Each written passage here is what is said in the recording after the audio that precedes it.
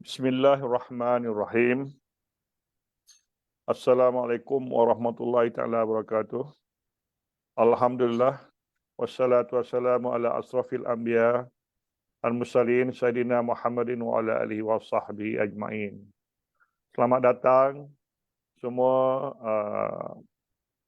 yang mengikuti program yang biasa kita lakukan daripada Majlis Dakwah Negara.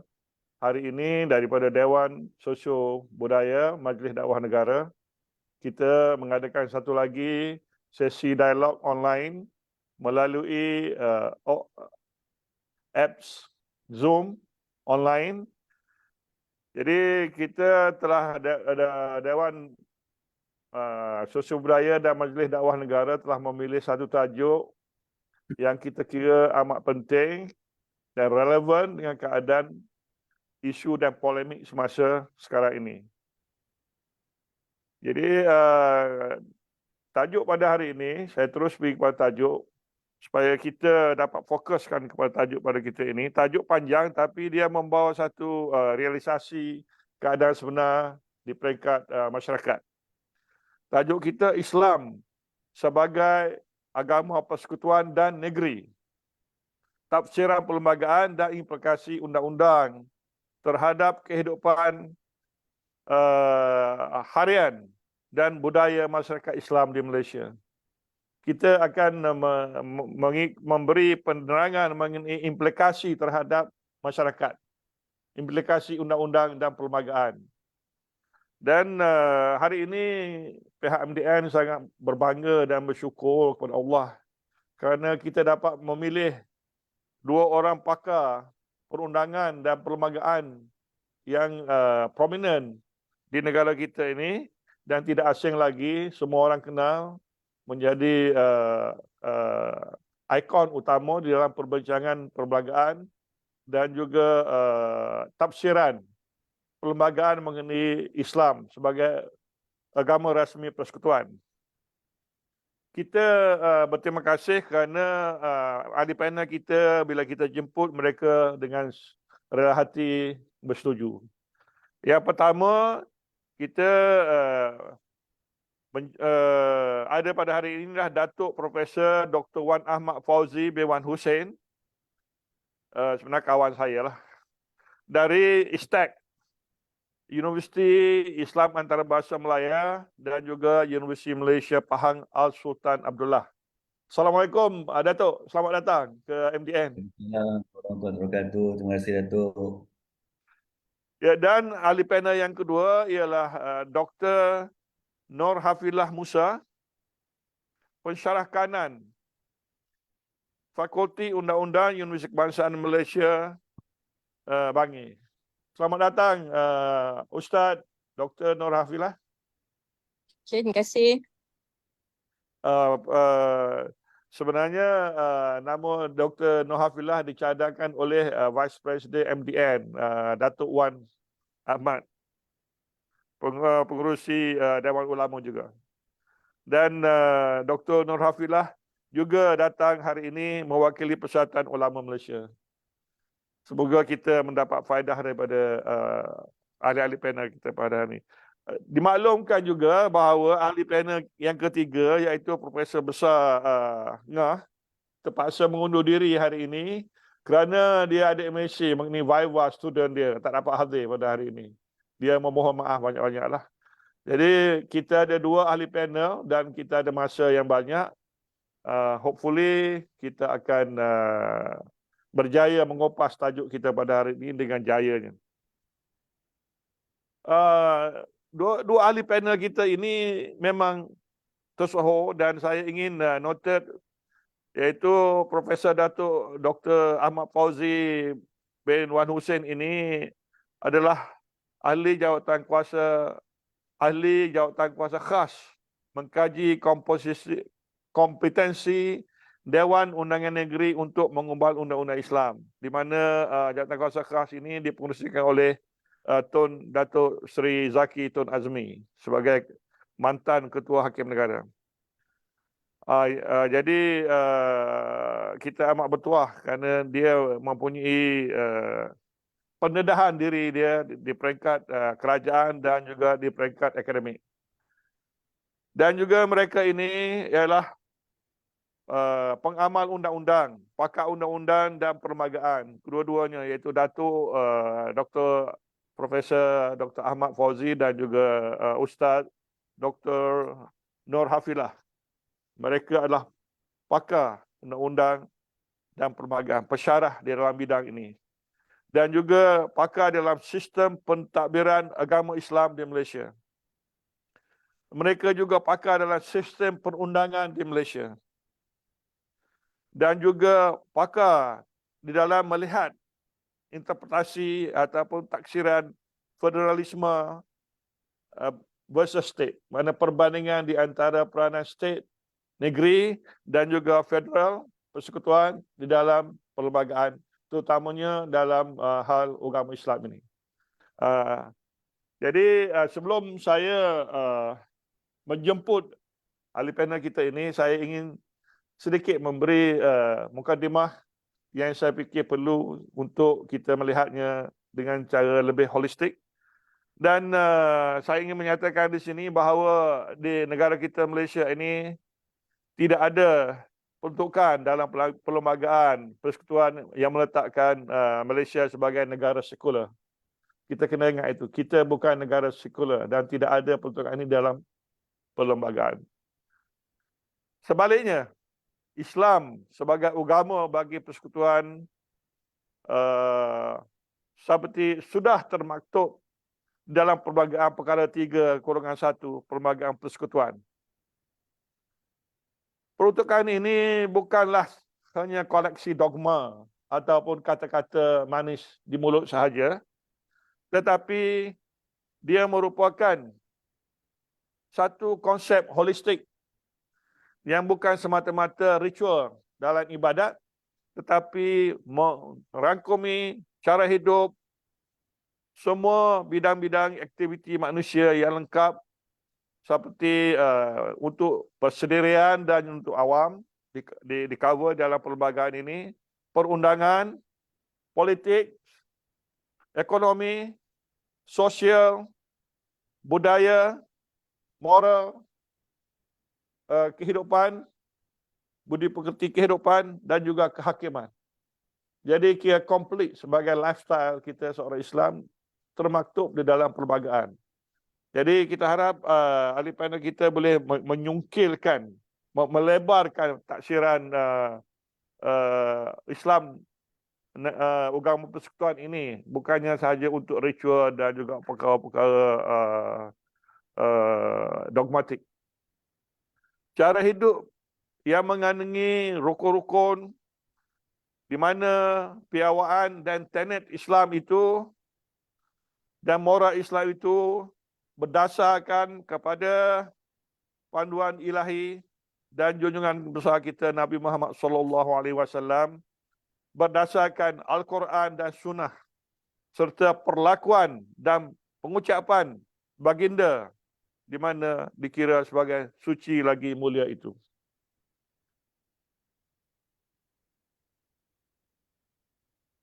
Dan juga saya ingin merungkai sedikit sejarah di mana perlembagaan ini telah termaktub di dalam perundangan bahawa Islam, agama Islam di peringkat persekutuan ini termaktub di dalam perlembagaan Malaysia, dimulakan oleh Tengku Abdul Rahman dan juga UMNO pada masa itu, di mana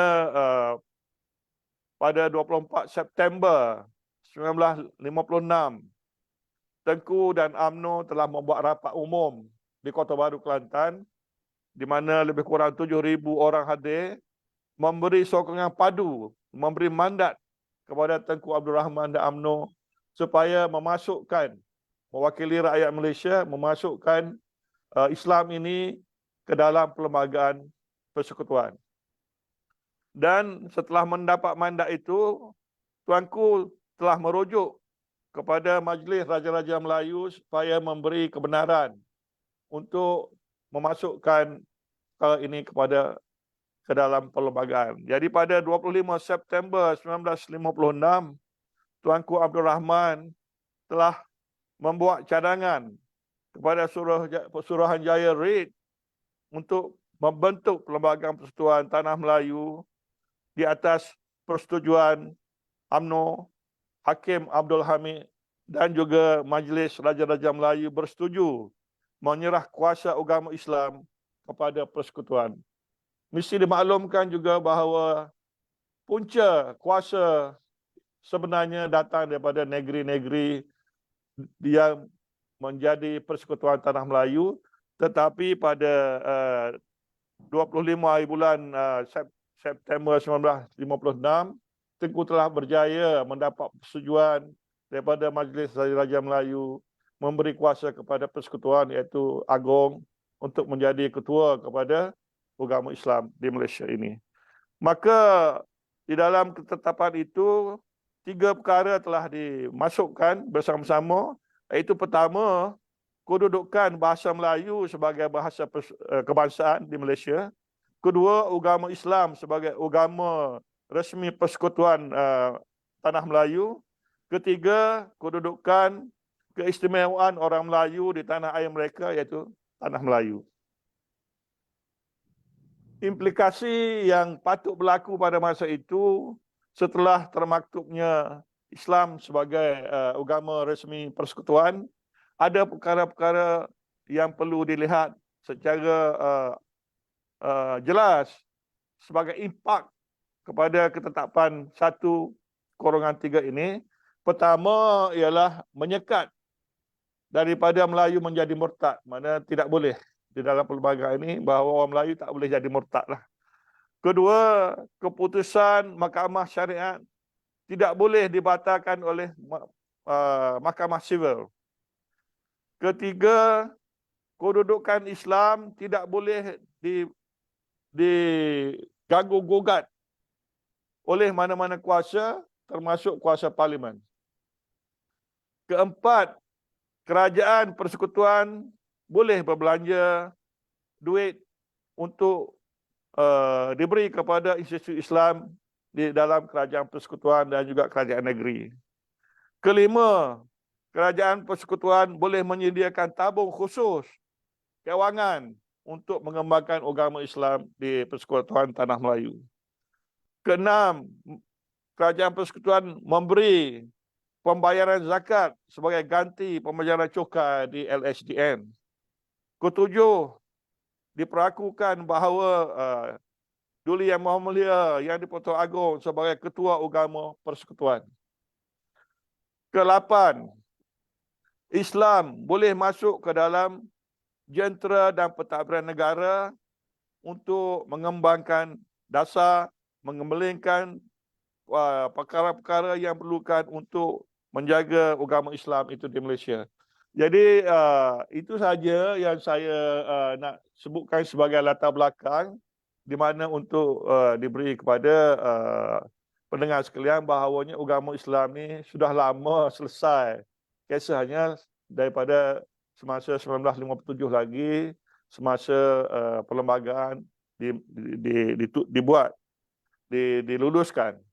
Jadi yang kita ada di sini sekarang ini polemik di antara berbagai pentafsiran ini mungkin kerana pihak kerajaan tidak memberi penerangan yang sebenar kepada rakyat sekalian. Jadi usaha kita Majlis Dakwah Negara hari ini supaya dua ahli panel kita ini boleh memberi penerangan yang sebaik mungkin dan berjaya mempengaruhi pemikiran rakyat bahawa masalah agama Islam ini sudah mantap, sudah selesai sebenarnya. Jadi dengan itu, dengan mukadimah itu saya ingin menjemput ahli panel yang pertama, yang utama iaitu Profesor Datuk Dr. Ahmad Fauzi bin Wan Ahmad Fauzi bin Wan Hussein untuk memberi reaksi dulu 5 minit kepada tajuk kita pada hari ini. Dipersilakan Profesor Datuk. Bismillahirrahmanirrahim. Assalamualaikum warahmatullahi wabarakatuh. Terima kasih Yang Bahagia Profesor Datuk Dr. Abdul Halim, rakan saya yang bijaksana Ustazah Dr. Nur Hafizah binti Musa, dan sahabat-sahabat lain yang turut sama ada di studio. Seterusnya para hadirin hadirat yang mengikuti perbincang kita pada pagi ini. Pertama, saya pun nyatakan bahawa saya tidak mewakili jawatankuasa kerja khas bagi mengkaji kompetensi Dewan Negeri pada hari ini. Dan saya juga diminta oleh Yang Amat Bahagia Tuan Pengerusi untuk tidak menyentuh direct tentang skop jawatankuasa khas. Takut dilihat nanti bias lah kan, seolah mewakili jawatankuasa dan juga seolah jawatankuasa dah form satu pandangan. Jadi itu saya perlu nyatakan lah.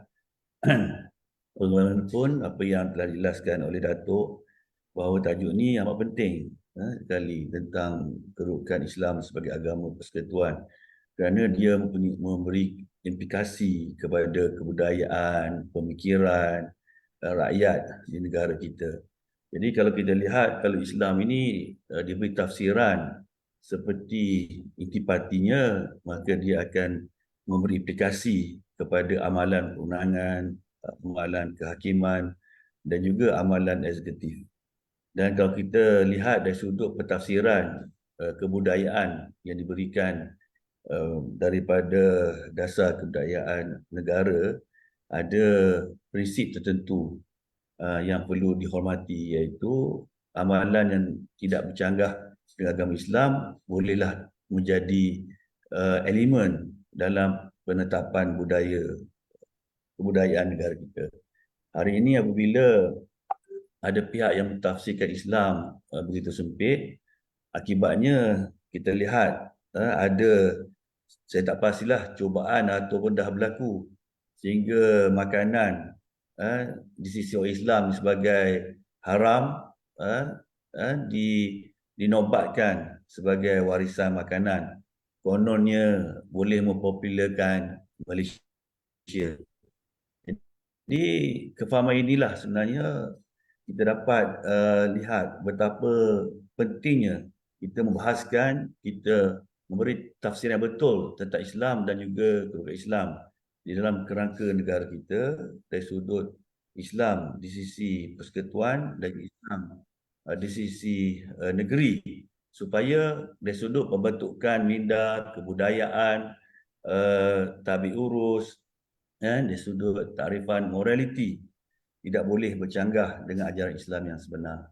Jadi kalau kita lihat perkara 3 pasal 4 perlembagaan juga memperuntukkan bahawa peruntukan perkara 3 ini tidak mengurang mana-mana peruntukan yang lain.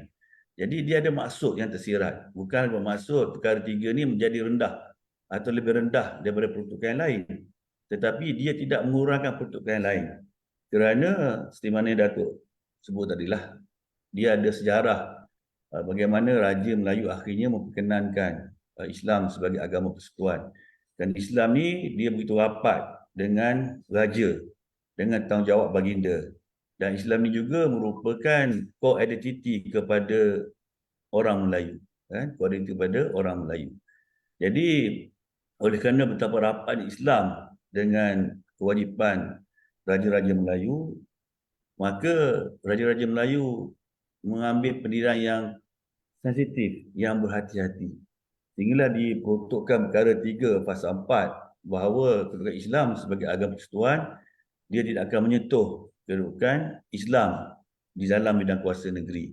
Kedudukan baginda raja-raja sebagai ketua agama Islam. Itu satu sudut yang dilihat oleh raja-raja. Yang kedua, raja-raja berpandangan bahawa pendekatan Islam yang diamalkan di tanah Melayu itu bukan bersifat teokratik. Jadi apabila perkara ini dijelaskan, diberi jaminan di dalam perkara 11 kebebasan beragama, maka raja-raja berkenan supaya Islam dimasukkan sebagai agama bagi persekutuan, dan pada masa sama dia memberi kata orang pengiktirafan tentang Islam, kedudukan raja-raja sebagai agama Islam dan kuasa Islam di negeri-negeri, dan juga kebebasan beragama bagi orang bukan Islam. Jadi raja-raja ni dia begitu teliti, dia tak nak kata orang ketika kita lihatlah latar belakang masyarakat ketika itu. Ada pelbagai pandangan latar belakang masyarakat. Ada kaum tua, ada kaum muda, kan? Ada kaum yang mendapat pendidikan Inggeris. Jadi kerana itulah berlaku, kata orang, tindakan diambil raja-raja begitu berhati-hati. Jadi ini pengurusan saya bagi 5 minit pertama lah, seperti mana yang ditetapkan oleh Datuk Pengerusi. Terima kasih. Terima kasih Datuk Prof kerana memberi reaksi mukadimah yang baik untuk kita meneruskan perbincangan kita. Seterusnya saya memohon Ustaz Nur Hafizah untuk memberi reaksi beliau terhadap tajuk kita pada hari ini. Silakan Doktor.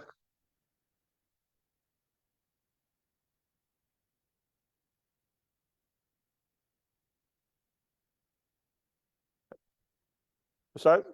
Ustazah? Ya. Okey, silakan. Silakan. Baik. A'udzubillahiminasyaitanirrajim. Bismillahirrahmanirrahim. Alhamdulillahirabbil alamin wassalatu wassalamu ala asyrafil anbiya'i wal mursalin wa ala alihi wa sahbihi ajma'in. Assalamualaikum warahmatullahi wabarakatuh. Waalaikumsalam. Terima kasih kepada pengerusi forum Datuk Dr. Halim, rakan panel yang bijaksana Datuk Dr. Wan Ahmad Fauzi, dan juga para pendengar, para akademik dan juga hadirin hadirat sekalian lah yang mendengar di atas sekalian. Juga saya memulakan ulasan saya dengan ayat Al-Quran yang Allah menyebut bahawa udkhulu fi silmi kafah. Allah menyeru kita semua sebagai orang Islam untuk masuk ke dalam Islam secara menyeluruh. Tidak ada pilihan dan tidak ada kita kata apa, pengubahsuaian ataupun penyesuaian dengan ideologi ataupun pegangan yang lain.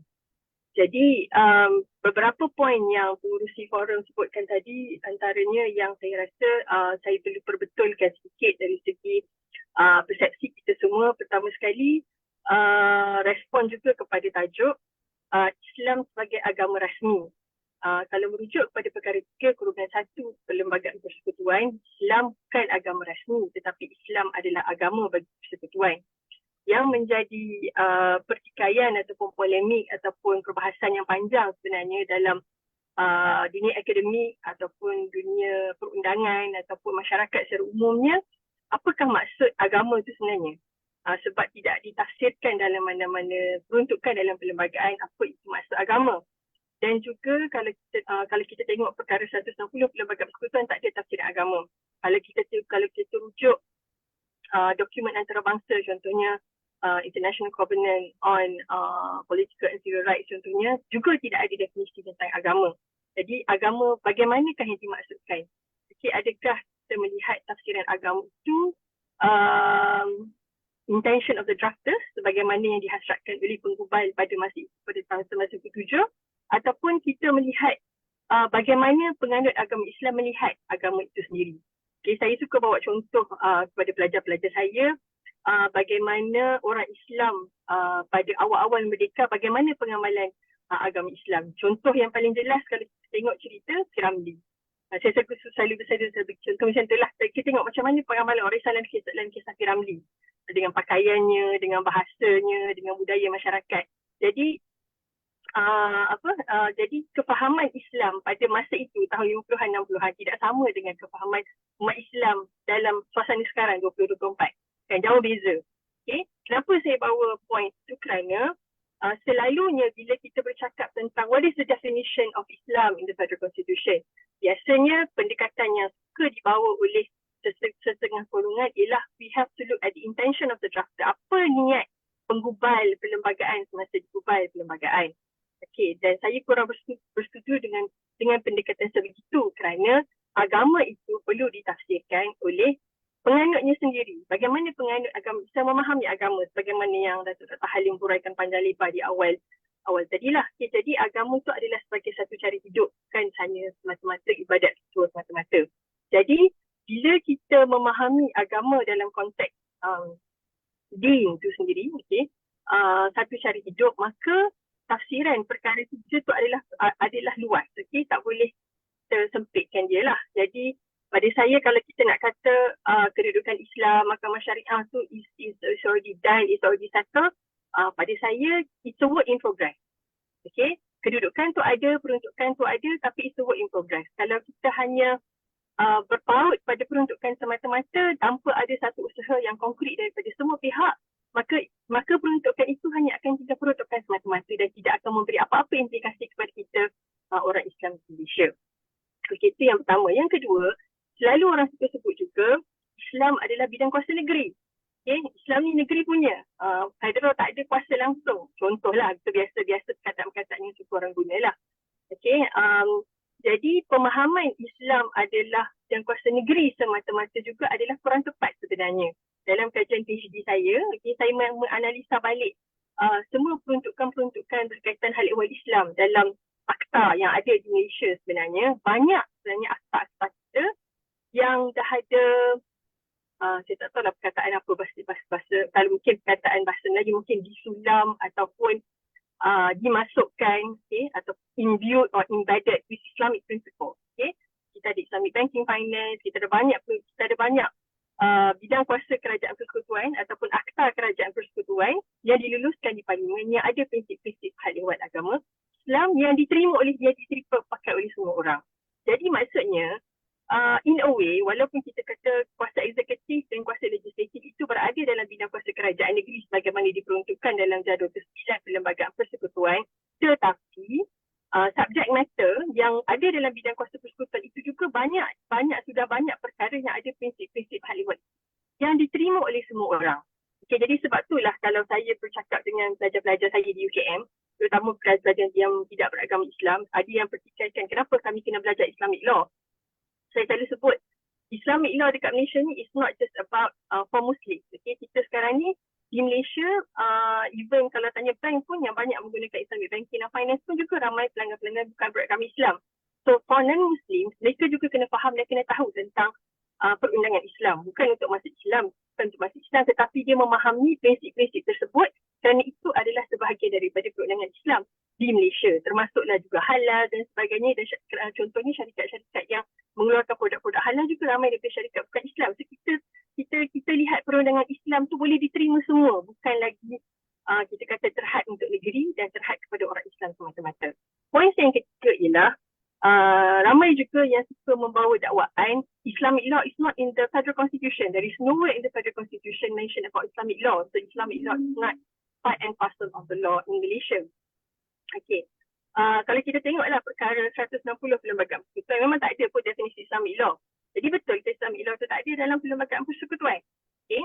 Kalau kita tengok dalam peruntukan 160 tu ada juga peruntukan tentang existing law. Okay, ada satu frasa undang-undang sedia ada dalam perkara 160. Jadi semasa kita merdeka tahun 1957, negeri-negeri mulai tahun 1948 pembentukan Persekutuan Tanah Melayu tu, negeri Selangor adalah negeri yang mula-mula sekali ada Jabatan Agama Islam, dan negeri Selangor adalah antara negeri yang paling awal ada enactment pentadbiran agama Islam, dan enactment itu telah diperluaskan ke seluruh negeri di Malaysia dan undang-undang itu sedia ada semasa kita merdeka. Jadi Islamic law, even though it is not being spelled out in the federal constitution, dia boleh dianggap adalah sebahagian daripada existing law semasa kita merdeka. Jadi prinsip-prinsip perundangan Islam yang terkandung dalam enactment perundangan Islam yang ada di negeri-negeri itu ada semasa kita merdeka. Jadi perundangan Islam kita bukan mula masa kita merdeka, sistem perundangan Islam kita bukan mula masa kita merdeka, semua sistem tu telah lama ada. Jadi sekarang ni kita work in progress. Macam mana kita nak jadi bagaimana untuk kita bergerak ke depan, mengurak langkah dengan segala kes-kes, dengan segala perkembangan yang berlaku di Malaysia sekarang ni, how do we move forward? Dan saya rasa itulah sebenarnya hasrat dan intipati penganjur forum pada pagi ini. Mudah-mudahan kita semua boleh berbincang dan melihat ke depan apakah langkah-langkah yang perlu diambil. Wallahualam. Terima kasih Dr. Ustazah kerana memberi reaksi yang menyeluruh dan menepati seperti apa yang kita hendaklah Majlis Dakwah Negara. Sekarang kita berpindah kepada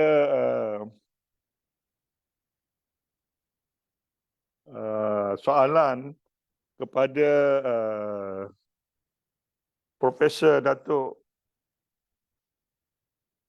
Ahmad Fauzi Saya sebenarnya ingin bertanya kepada Profesor Datuk,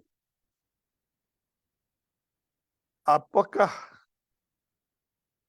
tafsiran mahkamah tentang perkara 3.1 Perlembagaan Malaysia, iaitu Islam sebagai agama bagi persekutuan. Betul lah tadi Dr. Nur Hafizah baiki saya tadi, bukan agama rasmi sebenarnya, agama persekutuan. Saya minta maaf di situ. Silakan Datuk Profesor. Terima kasih Ustaz. Kalau kita lihat dari sudut pentafsiran yang diberikan oleh mahkamah, sekarang ni dia ada 3. Kan? Yang pertama, tafsiran yang diberikan oleh Tun Saleh Abbas. Yang kedua, tafsiran yang diberikan oleh Tun Ahmad Fairuz. Dan yang ketiga, tafsiran yang diberikan oleh dalam judgement lah sebenarnya, yang tafsiran itu di keputusan mahkamah kan.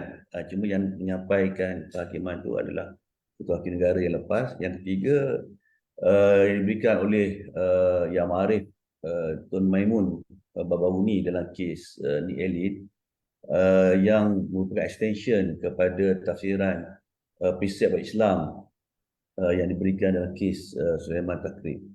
Jadi kalau kita lihat tafsiran, sebelum saya pergi apakah overview yang sepatutnya kita beri tentang tafsir Islam ni, pertama apa yang diberikan oleh Tun Saleh Abbas. Tun Saleh Abbas ni telah memberikan tafsir yang sempit tentang agama Islam. Walaupun Mahkamah Agung ketika itu ada merujuk kepada sejarah perundangan negara tentang kedudukan raja-raja dulu sebagai Zilullah fil Ardi, Khalifah Allah SWT, tetapi kedudukan tersebut menjadi berubah apabila berlakunya perjanjian Pangkor. Ini pandangan Tun Saleh. Sebab Tun Saleh Abbas dalam alasan perhakimannya, kita lihat beliau tidak mengkaji undang-undang yang ada ketika itu, undang-undang bertulis dan hukum kanun. Sebaliknya, Tun Saleh Abbas mentaakulkan alasan perhakimannya berdasarkan kepada pandangan M.B. Hooker. Itu bagi saya kesilapan besar yang dilakukan oleh Tun Saleh Abbas. Dan seperti mana disentuh oleh Ustazah Nafilah tadilah, existing law yang diberi takrifan dalam perkara 160 ni dia luas. Undang-undang yang sedia ada. Kalau kita lihat dalam perkara 162 pun, tafsiran existing law ni pun dia luas. Cuma kalau kita lihat kepada perjanjian Persekutuan Tanah Melayu 1948, tafsiran existing law tu agak sempit. Dia merujuk pada undang-undang yang digubahkan melalui proses yang kemudian immediately before tahun 1948, kemudiannya sebelum Hari Merdeka. Tetapi oleh kerana dalam tafsiran yang diberikan oleh perlembagaan dalam perkara 160, dalam perkara 162 tu luas, kita kena pergi tafsir yang luas lah, existing law tu. Sebab itu juga merupakan undang-undang. Dalam perkara 160 juga ada perkataan pentafsir undang-undang. Dan dalam tafsir undang-undang itu termasuklah custom and usage. Itu juga mengukuhkan tentang kedudukan Islam. Kerana custom ni pun dia mengiktiraf kedudukan Islam itu sebagai a law of the land, dan juga prinsip kedaulatan raja-raja itu berteraskan kepada kedudukan baginda sebagai Zilullah fil Ardi ataupun Messenger of God, Shadow of God. Jadi banyak konteks yang kita boleh lihat dalam kita mengembangkan tafsir yang betul tentang Islam di sisi perlembagaan. Jadi seperti saya jelaskan, kalau kita lihat kepada tafsiran oleh Tun Saleh Abbas sempit, personal law saja. Personal law pun dia rujuk pun begitu sempit lah. Ditafsirkan benda yang melibatkan harta percarian, nikah kahwin. Itu tafsiran yang diberikan oleh Tun Saleh Abbas. Tapi ada satu perkara penting yang disebut oleh Tun Saleh Abbas, prinsip yang penting. Dia kata, jika sekiranya Islam ini dia beri tafsiran, dia ada ulas tafsir Islam mengikut Al-Maududi. Jika Islam diberi tafsiran yang sebenar, dia kata Islam ini adalah panduan hidup, yang punya prinsip, dogma, kan, dari sudut ekonomi, politik, kenegaraan dan sebagainya, maka dia bersetuju bahawa Islam itu akan menjadi yardstick, kayu pengukur kepada keabsahan undang-undang yang diluluskan di Parlimen. Jadi penentuan tarikh Islam ni begitu penting sekali. Dan dalam pentafsiran Islam ini, Tuan Sri Abbas mengaitkan tentang kedudukan kedaulatan raja-raja kita. Sama ada kedudukan raja-raja kita ini, dia masih berposisi sebagai khalifah Allah, Vicegerent of God, Zilullah fi ardi, atau kedaulatan yang disebut itu ascribe to diri raja. Itu satu persoalan yang kita mesti rungkaikan mengikut jurisprudence. Ini yang menjadi subjek yang saya lihat ramai pihak mengabaikan. Sebab itulah saya, kalau Datuk pun biasa bersembang saya begitu concern lah bila orang dengan mudah mengatakan diri Melayu dijajah. Kan? Sebab bila kita dijajah ni maksudnya kedaulatan raja-raja dah luput. Dah habis dah. Jadi siapa yang mengembalikan kedaulatan raja-raja ni? Adakah kedaulatan raja-raja dikembalikan oleh British mengikut Rahim Westminster atau bagaimana? Kerana kedaulatan itu penting. Kalau kedaulatan raja itu masih terpelihara, masih wujud dan sifatnya zilullah fi ardi, maka Islam yang perlu diberi tafsiran mengikut perkara 3 ni, Islam seperti yang ditakrifkan oleh Islam sebagai anugerah Islam, sebagai ajaran Islam, bukan Islam yang difahami secara dikotomi. Itu paling mustahak. Sebab itulah saya membawa pentafsiran mengikut watanik jurisprudence, yang mana pentafsiran ini telah diabsahkan dalam kes Indira Gandhi, Rule of Constitutional Interpretation, dan juga kes selepasnya. Melihat kepada teks itu sendiri, kepada historical context, pada proper philosophy, linguistik within proper context. Jadi aspek ni lah yang kena observe dan kita kena cabar balik pentafsiran Islam yang diberikan oleh Tuan Sri Abbas. Ini kerana walaupun dalam kes Nick Allen, saya tak bahaskan yang pasal batal sebab ni dah kena get order kan. Saya hanya bahaskan dari sudut tafsiran. Kan? Walaupun dalam kes Nick Allen, mahkamah masih mengikat dengan tafsiran yang diberi oleh Tuan Sri Abbas, tapi mahkamah telah depart. Mahkamah telah beri satu tafsiran yang luas tentang prinsip of Islam. Ya? Begitu luas mahkamah bagi ni. Sehingga mahkamah menyimpulkan bahawa sistem perundangan negara kita ini bukan sekular. Dan kalau kita lihat tafsiran secularity pun diberi, secularity itu bukan Islam. Tapi security itu apabila dia menyentuh tentang aspek awam. Bahawa undang-undang itu terpakai kepada undang-undang itu terpakai kepada orang Islam atau terpakai kepada orang bukan Islam dan ia termasuk dalam jadual persekutuan. Jadi oleh kerana mahkamah ketika ini masih lagi dikokong oleh tafsiran Tun Sri Abbas, jadi mahkamah tak boleh, kata bukan tak boleh lah. Mahkamah belum convince. Saya rasa para peguam perlu convincekan mahkamah bahawa asas tafsiran Tun Sri Abbas ni tak betul bila bergantung pada Henry Hooker. Ada orang kata bila berlaku perjanjian Pangkur ni lucutlah kedaulatan raja-raja. Tapi Tun Sri Abbas kata berdasarkan Henry Hooker, kedaulatan raja-raja pula jadi besar. Daripada milik Allah dah tak berdiri di sendiri pula dah. Sehingga pembangunan undang-undang, pergubalan undang-undang itu telah terpisah aspek awam dengan aspek peribadi. Sehingga aspek awam ni terpisah daripada zilullah fi ardi dan dibangunkan atas secular fiat. Jadi kita lihat dia tak kena dengan legal history yang dibawa oleh Tun Sri Abbas kerana diambil dari Henry Hooker dalam pentafsiran Islam. Jadi kalau kita lihat akibat dari situ, sebenarnya pendekatan yang diambil oleh Mahkamah Persekutuan baru ni satu pendekatan yang bagi saya berusaha untuk memberi tafsiran Islam ni seluas yang mungkin. Walaupun dia melihat kepada prinsip Islam, dia tak rujuk pada perkara 3 masih kata orang dibataskan dengan tafsiran Sri Abbas, tapi mahkamah menggunakan prinsip Islam. Mana prinsip Islam ni dia ditafsir oleh 2 broad categories. Apa yang enumerated dalam peraturan negeri dan apa yang benda yang tidak ada dalam peraturan negeri tetapi mengikut tafsir yang diberikan dalam kes Sulaiman Takrib. Jadi begitu luas, ya, begitu luas sekali. Dan tafsiran kemudahan itu diberikan dalam kes Iki Mubarak. Tapi kita ni Datuk, bila sebut kes Indira Gandhi, bila sebut kes Iki Mubarak, dia mari macam stigma, macam jadi naik marah, naik angin. Sebab sebenarnya kita kena tengok kehakiman tu sebenarnya banyak memberi kemenangan, beri tafsiran yang besar pada Islam. Cuma face of the case, perkara tu kita kena faham lah. Dalam kes Iki Mubarak, dia melibatkan liwat.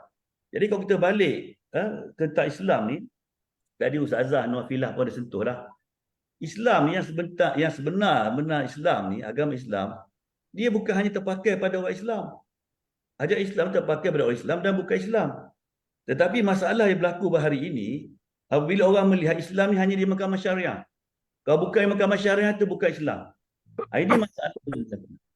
Sedangkan mahkamah dalam kes ni Eli pun mengatakan bahawa prinsip Islam ni, jika sekiranya satu prinsip Islam, tiba-tiba prinsip itu diambil prinsipnya atau undang-undang industri lah, kan, terpakai di peringkat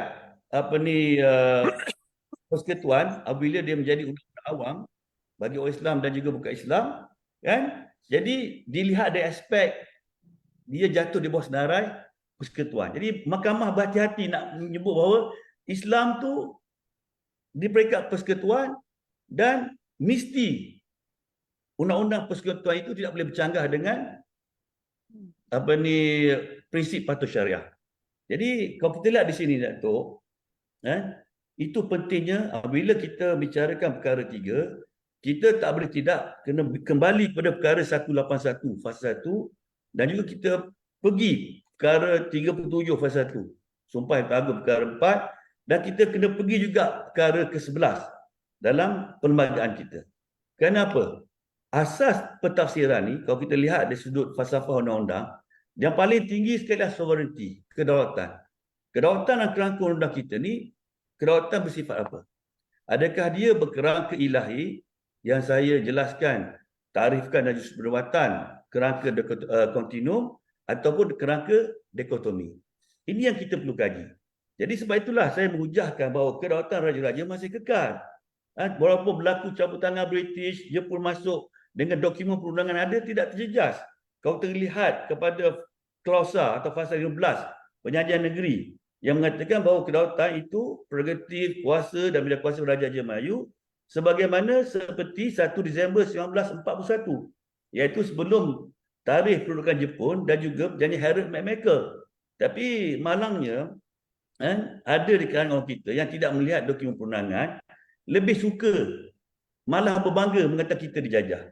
Ini masalah. Padahal isu kedaulatan raja-raja, jajah tak jajah, memberi implikasi kepada tafsir Islam. Dan seterusnya, tafsiran yang ketiga, saya dah sebut tafsir yang diberikan Tuan Salah Abbas dan juga dalam kes ni Elin, adalah tafsir yang diberikan oleh Tuan Ahmad Fairuz. Di mana Tuan Fairuz, walaupun beliau tidak mengulas lanjut untuk mengakaskan asas dalam kes Cik Omar Cik Soh, tapi melalui observation yang bahagia sekarang lah, yang Arif kan, Tuan Fairuz berdasarkan peruntukan undang-undang dalam perlembagaan persekutuan sendiri yang ada, adanya mahkamah syariah, adanya aspek ekonomi, adanya aspek sosial, maka Islam itu perlu ditafsirkan seluas, bukannya terbatas seperti yang diberikan oleh Tuan Salah Abbas. Jadi tafsiran yang diberikan oleh Tuan Fairuz dan Islam ini adalah tafsiran atau definasi yang diberikan oleh Al-Madudi.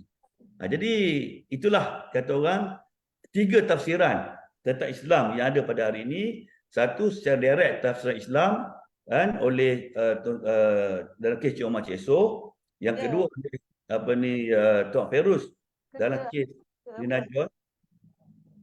Dan yang ketiga tafsiran prinsip Islam.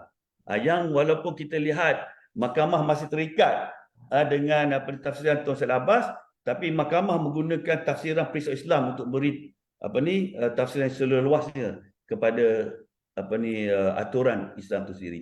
Jadi inilah 3 tafsiran dalam yang diberi takrifan oleh mahkamah pada hari ini.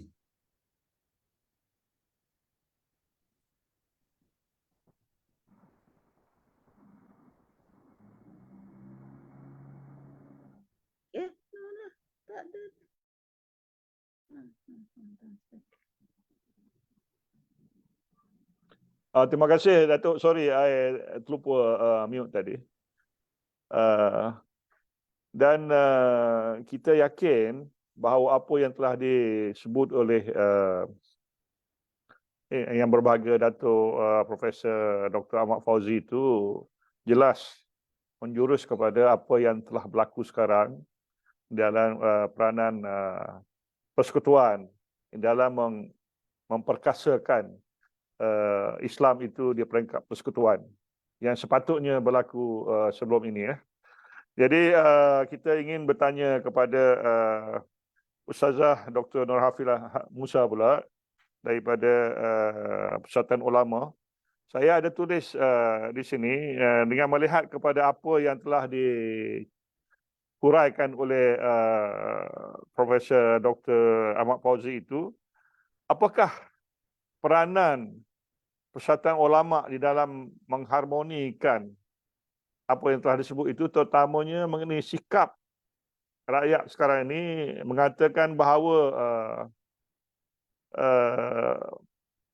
perundangan negeri itu lebih mengutamakan Islam berbanding dengan apa yang sedang dilakukan di peringkat persekutuan. Jadi saya minta Dr. Ustazah bagi reaksi kepada soalan itu. Terima kasih. Bismillahirrahmanirrahim. Menjawab persoalan itu tadi, persoalan yang ditemukan tadi, saya suka untuk kita melihat mula-mula sekali maksud sekular. Sebab biasanya perbincangan tentang kedudukan Islam ni dia akan datang bersekali dengan sama ada Malaysia sebagai negara sekular ataupun tidak. Jadi perbincangan tentang sekular ni mula-mula sekali kena setuju apa maksud sekular. Pertama. Yang kedua, kita juga kena memahami sekular ni ada spektrum yang besar. Dia ada level spektrum pengasingan terus antara agama dengan negara bagaimana dibuat oleh Kamal Atatürk dulu, ataupun negara Perancis sekarang, ataupun negara yang tak ada langsung pengasingan. Contohnya lah macam Brunei ke Saudi. Contohnya itu just a generalization lah. Jadi kalau ikut Prof. Syed dikata Malaysia ni hybrid. Jadi dan kalau ikut Tun Maimun pun dalam penghakiman dia pun dia disebut disebut maksudnya kita ni nak kata sekular penuh pun tak, nak kata Islamik pun tak, dan kita ada dua legal system. So keadaan Malaysia yang mengamalkan sistem perundangan plural, plural legal system ni adalah satu faktor yang kita semua kena terima dan perlu diambil kira dalam apa-apa sahaja keputusan, kehakiman dan sebagainya. Dan keadaan masyarakat yang ada plural legal system ni bukanlah pelik sangat pun. Sebab kita tengok dalam sejarah pun, even zaman bila Rasulullah berhijrah ke Madinah pun, bila kita lihat Sahifah Madinah tu, Sahifah Madinah itu sendiri adalah lambang dan ada prinsip-prinsip masyarakat majmuk dalam Sahifah Madinah itu sendiri. Okay, dan Prof. Ahmad Ibrahim dalam salah satu penulisan beliau juga cuba membandingkan perlembagaan persekutuan dengan Sahifah Madinah. Dan Prof. Ahmad Ibrahim punya kesimpulan, beliau melihat bahawasanya ada prinsip-prinsip daripada Sahifah Madinah tu yang terkandung dalam perlembagaan persekutuan.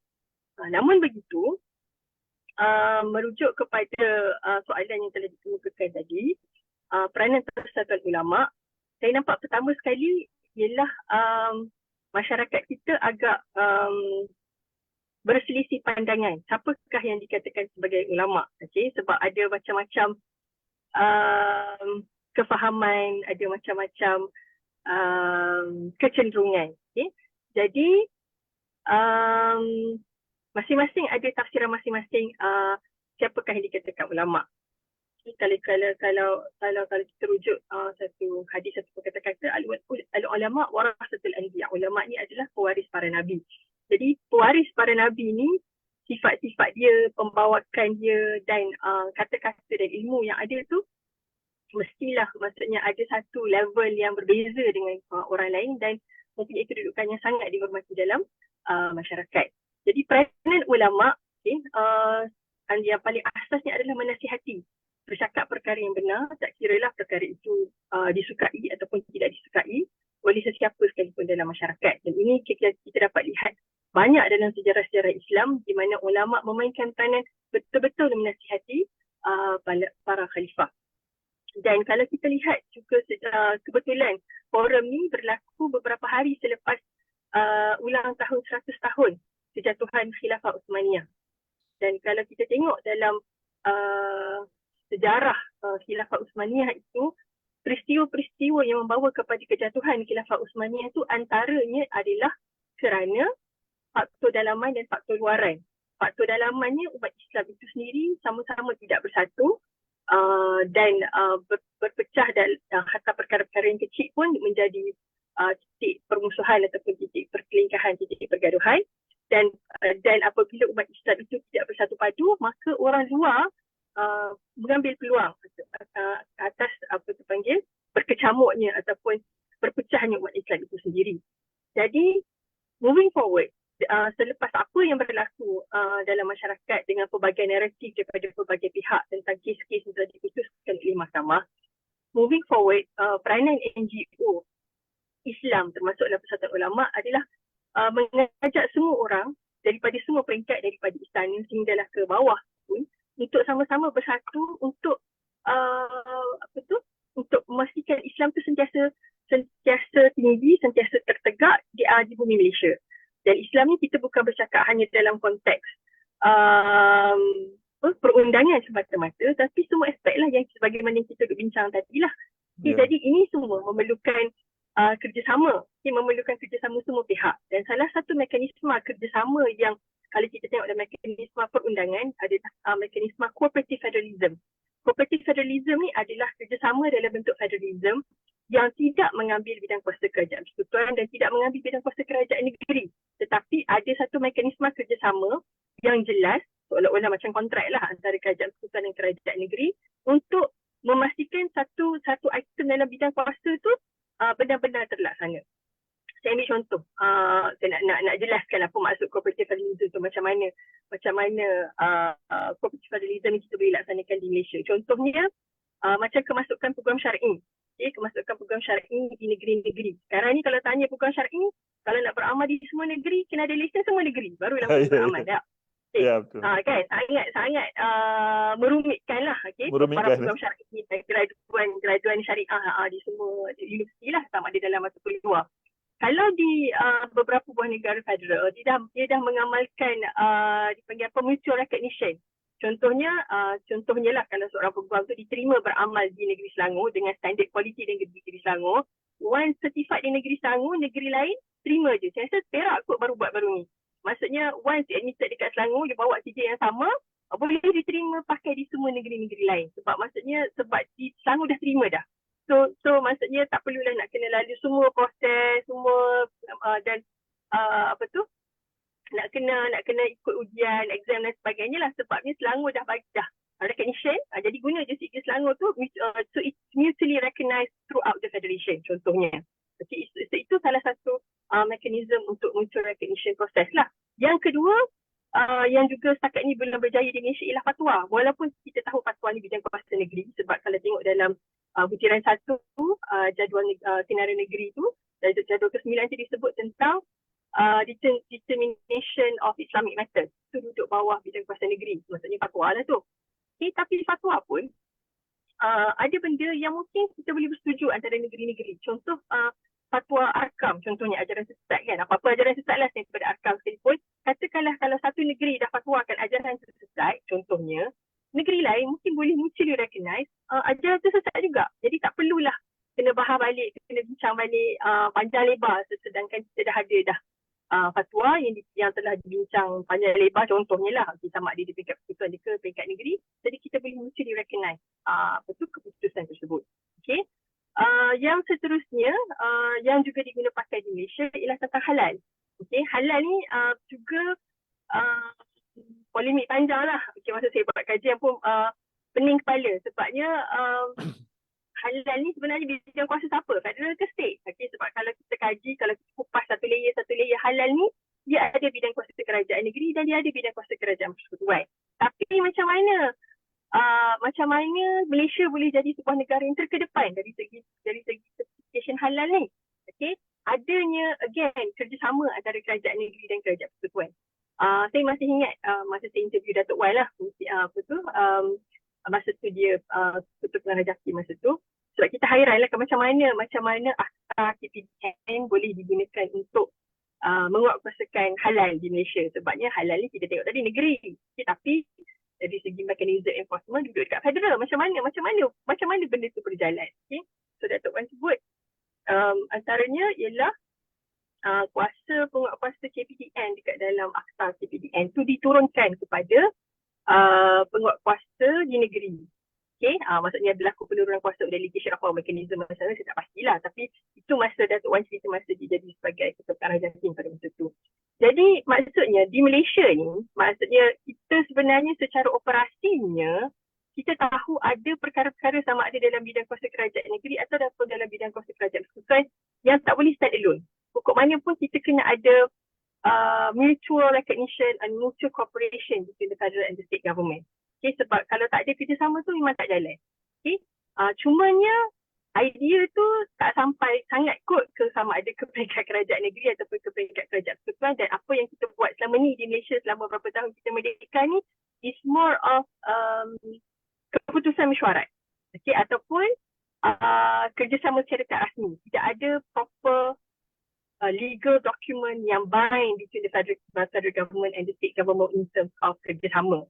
Kalau kita ambil contoh lain macam kuasa bersama, ada juga bentuk kerjasama. Tapi again, dia macam benda yang faham-faham sendirilah.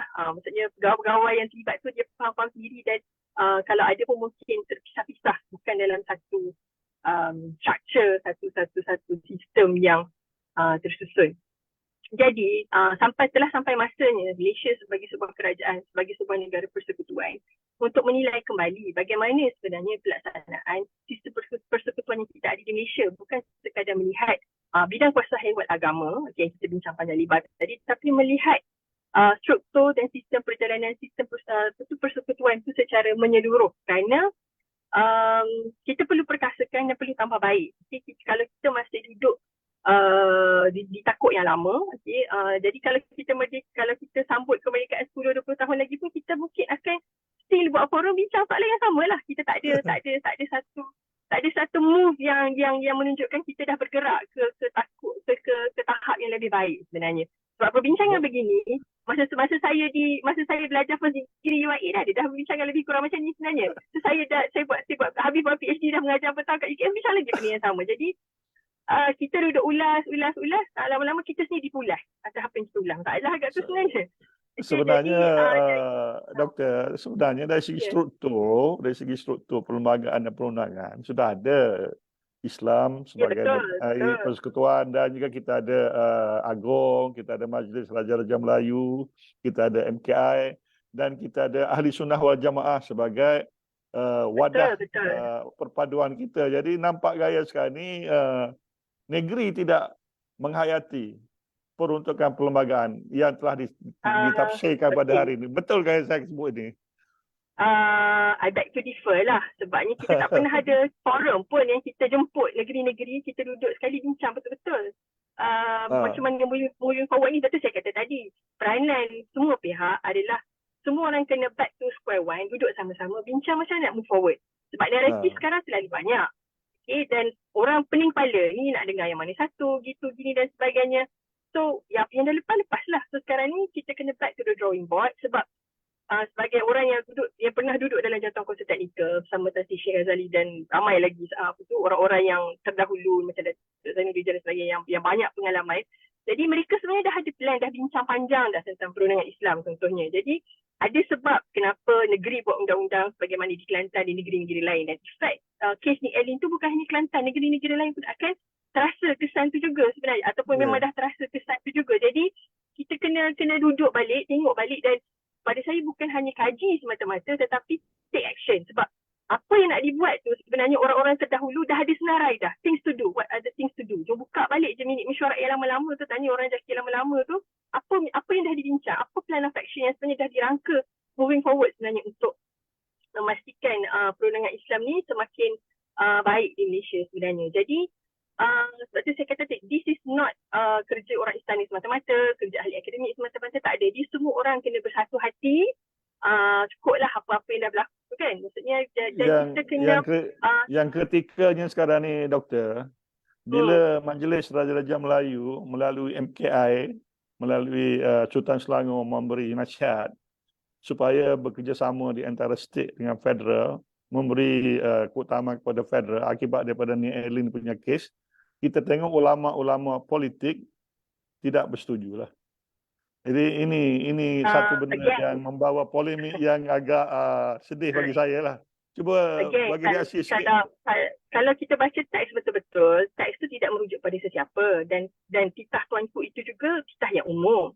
Jadi sekarang ni selain daripada jawatankuasa yang Datuk Dr. Wan Fauzi sertai, apa lagi platform-platform lain yang boleh kita kata apa membincangkan perkara ni dan apakah tindakan yang kita boleh buat selepas pada ini. Okey, pada saya maksudnya kita tak perlu generalize kalau apa tu satu-satu statement tu kena orang sana, kena orang sini. Sebab saya sebut tadi awal-awal tadi, ulama peranan dia untuk menasihati.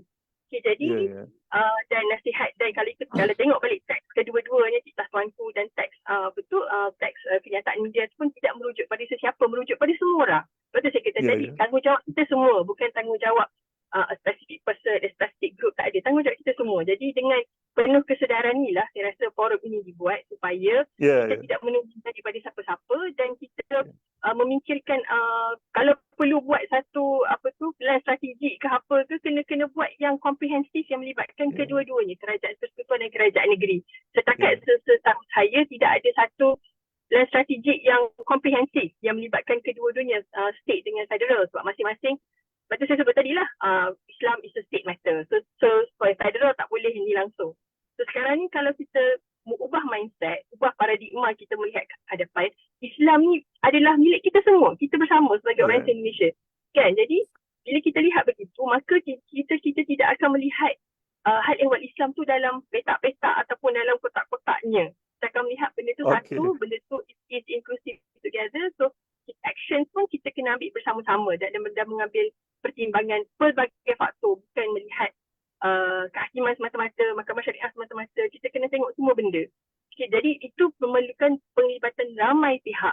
Jadi move tu kena masing-masing buatlah. Kalau tak, kita akan bincang boleh sambil lagi lah 10 tahun lagi. Okey, terima kasih Doktor.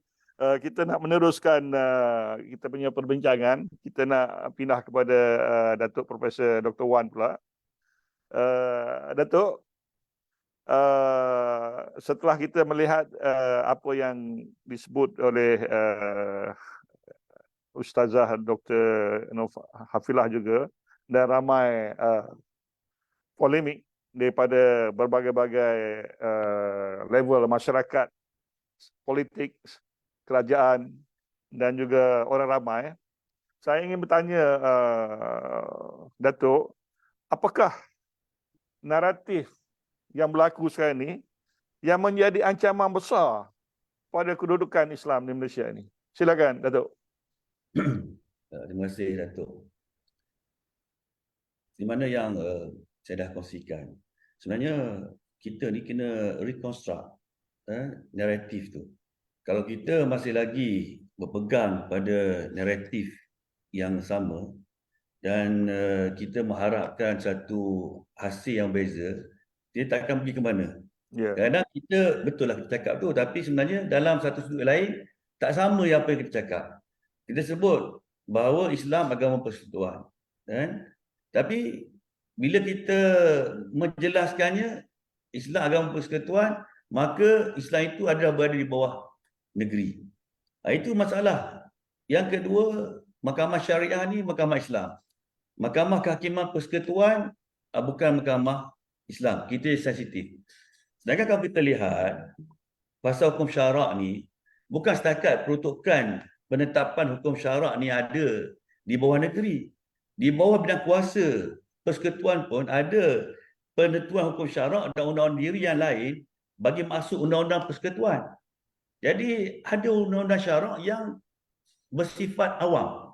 Jadi berada di bawah bidang kuasa negeri. Sebab itulah kita ada JAKIM. Dan kita kena lihat fungsi JAKIM ni suatu yang pertama dia mengkoordinasikan antara negeri-negeri di bawah Islam sebagai di bawah bidang kuasa negeri. Yang kedua, dia mengkaji menasihati aspek awam bagi Islam itu sendiri.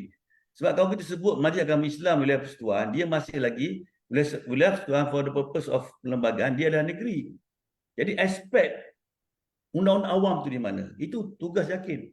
Itu perlu pemekasaan kepada JAKIM itu sendiri. Sebab itu kalau kita lihat kembali pada tadi, bila kata orang kita berdepan dengan kita, sebelum kita nak mengatakan undang Islam ni terjajah, akan hancur, akan musnah, kita nak memperkasakan bidang mahkamah syariah. Bila kita nak memperkasakan mahkamah syariah, maksudnya kita memperkasakan apa yang ada dalam bidang kuasa dia.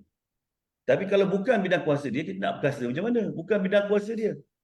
Lepas tu pula kita nak sumbat semua jenayah tu pergi kepada mahkamah syariah.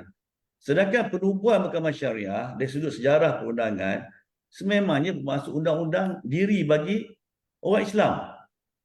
Kan? Jadi undang-undang diri bagi Islam pula ada satu konteks yang kita lihat telah diperluaskan apabila hukuman apa kesalahan zina sebagai contoh. Kesalahan zina ni dia memanglah undang-undang jenayah bagi di sisi agama Islam. Tetapi dia tidak menjadi kesalahan kepada orang bukan Islam. Jadi dia dari tafsiran undang-undang dia telah menjadi kesalahan undang-undang diri bagi orang Islam walaupun sifat dia jenayah, jarimah, jinai. Tapi dia menjadi undang-undang diri bagi Islam. Orang Islam saja buat salah. Orang bukan Islam kalau dia berzina konsensus tak salah. Mereka kena rogol. Jadi di kalangan kita, kadang-kadang kita ni suka polemik. Kita tak lihat dari sudut satu perkara ni adakah wajar dibawa dalam bidang kuasa mahkamah syariah. Sebab jika dibawa dalam bidang kuasa mahkamah syariah, yang menjadi implikasi dua perkara. Pertama, dia akan menyentuh perkara 1211A. Perkara 1211A ni bidang kuasa eksklusif mahkamah syariah. Jika sekiranya satu bidang kuasa itu dari segi perlembagaan memang betul berada di mahkamah syariah, dibuat cara perundangan betul lah, maka mahkamah kehakiman persekutuan atau mahkamah awam ni dia tak ada bidang kuasa dah. Jadi kalau kita nak taruh mencuri, merompak, membunuh dalam mahkamah syariah, maka orang bukan Islam dia tak akan menjadi satu kesalahan. Undang-undang kena batalkan di peringkat persekutuan. Kalau tak, dia akan jadi discrimination. Nampak tak? Sebab apa? Dalam perkara 8, diskriminasi, perkara 8 pasal 5, perenggan A, dia yang boleh dibenarkan diskriminasi kalau semata-mata agama tak boleh. Tapi kalau diskriminasi itu disebabkan oleh undang-undang peribadi, dia boleh ada diskriminasi. Exception di bawah perkara 8, 5A itu, peruntukan yang mengawasi undang-undang diri, personal law. Jadi boleh ada diskriminasi antara orang Islam dengan orang bukan Islam. Sebagai contohnya, baru ni berlaku pemasuhan Seksyen 498. Kesalahan enticing married woman dibatalkan oleh mahkamah. Kenapa? Barangkali ada kelemahan dari sudut perhujahan. Saya lihat banyak perkara yang boleh dihujah tapi tidak dihujahkan. Akibatnya apa?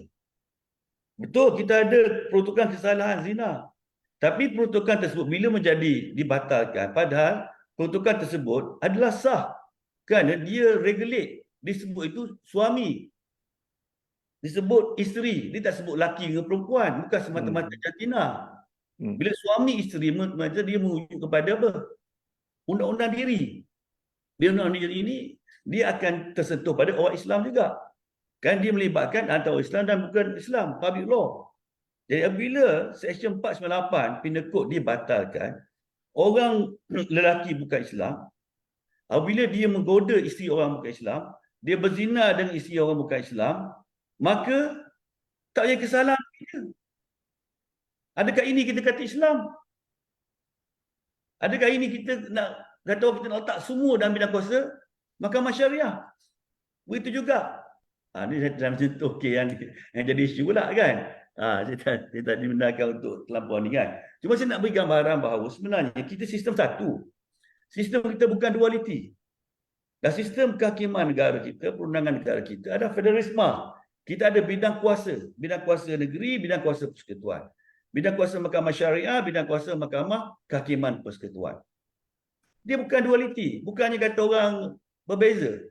Dari sudut kata orang boleh bersaing dua. Ni satu set undang-undang, ni satu set undang-undang. Bukan. Sebab itu diperuntukkan perkara 4 untuk menjaga keluhuran perlembagaan. Diperuntukkan perkara 128. Kuasa mahkamah persekutuan untuk mengisytiharkan undang-undang itu unconstitutional. Jadi naratif ini kita kena betulkan. Begitu juga naratif kita dijajah. Apabila kita kata kita dijajah, yang kita tak dijajah, negeri Melayu, dokumen kata tak dijajah, kita sendiri yang tak dijajah, jadi mengakibatkan kedaulatan itu terputus. Seperti mana saya sebut pada awal tadi, kedaulatan ini dari sudut falsafah undang-undang, satu perkara yang penting untuk mentakrifkan, untuk menentukan rule of law, kedaulatan undang-undang. Kedaulatan undang-undang ni disudasi apa? Kontinuum ataupun dikotomi. Kalau dikotomi, dia berasaskan pada wishes of the general mandate. Demokrasi, apa rakyat nak, bukan agama nak. Tapi kalau kerangka kontinum berasaskan pada agama, apa yang Tuhan nak. Nanti seorang sebagai menteri ke sebagai raja, walaupun diangkat, dia akan menanggung amanah Allah ketuhanan.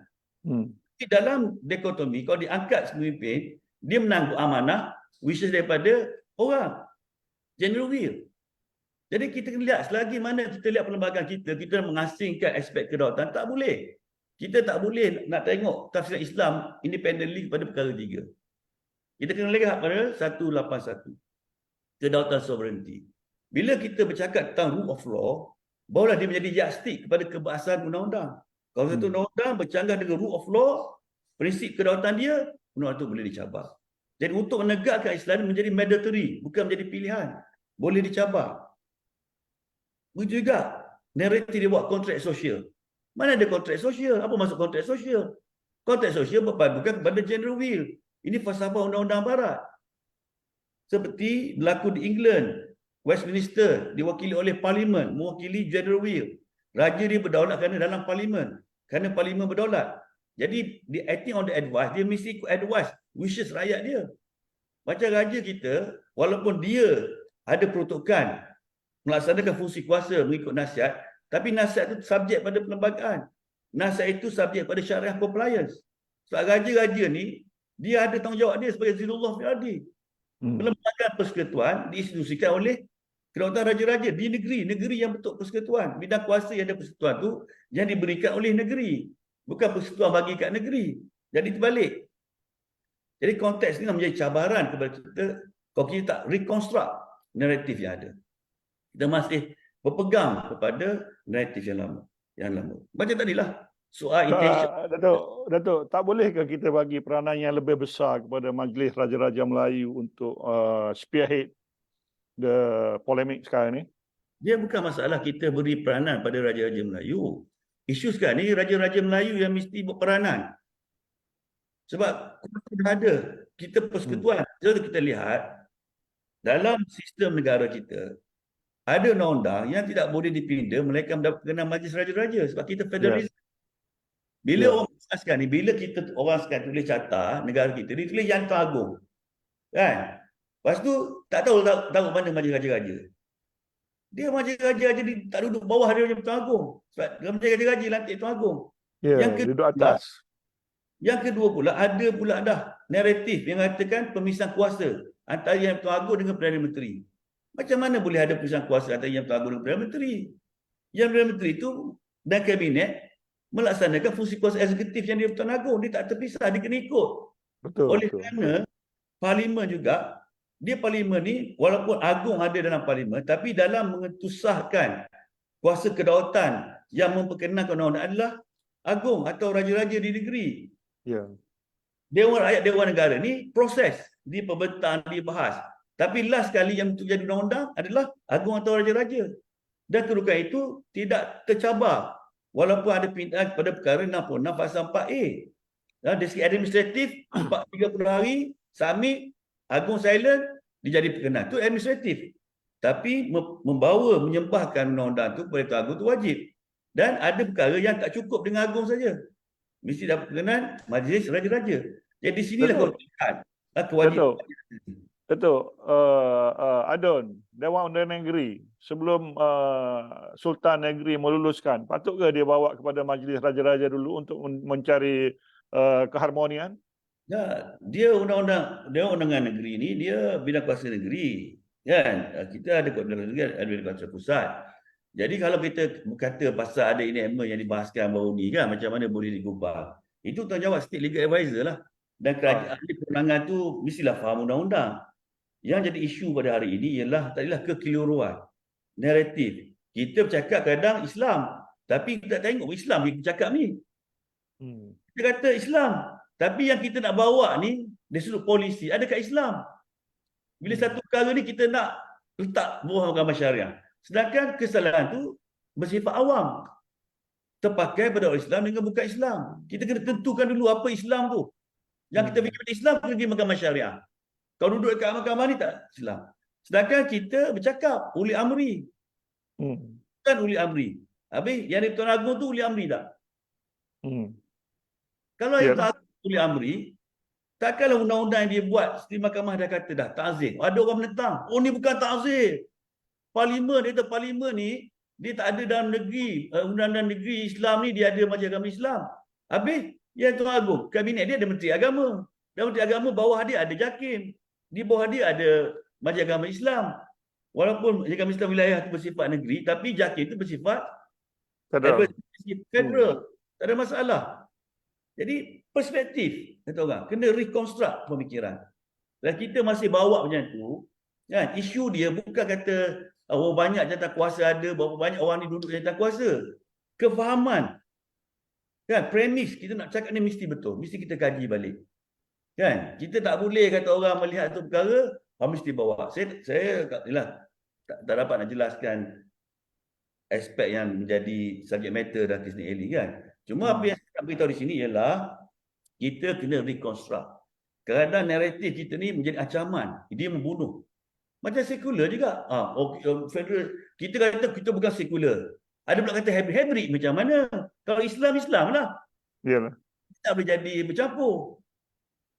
Betul tak Datuk? Jadi hari ini kita kata kita bukan negara sekular, tapi kita taruh mahkamah sivil, mahkamah tak boleh bicara Islam. Itu sekular lah tu, pemikiran macam tu, memisahkan. Jadi kadang-kadang yang kata menentang sekular ni, dia sendiri yang perjuangkan sekular.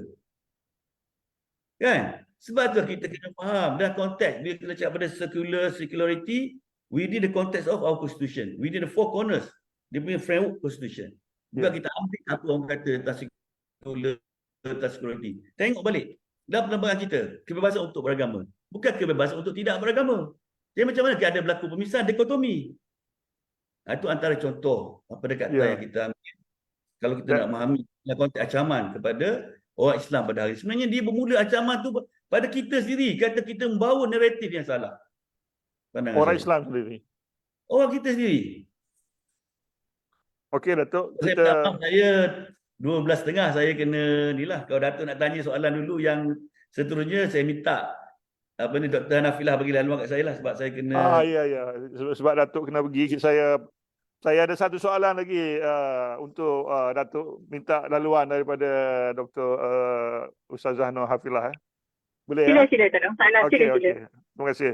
Soalan yang saya sediakan untuk nombor 3 ni, yang terakhir untuk Datuk Wan Fauzi ni, Datuk Profesor Wan Fauzi ni ialah bagaimanakah kaedah yang perlu diambil untuk menghadapi pelbagai tafsiran dan tanggapan yang menjadi polemik kepada kedudukan Islam, dan bagaimana usaha untuk setengah-setengah orang import doktrin asing ke dalam negara kita ini. Bagaimana menghadapinya? Silakan Datuk.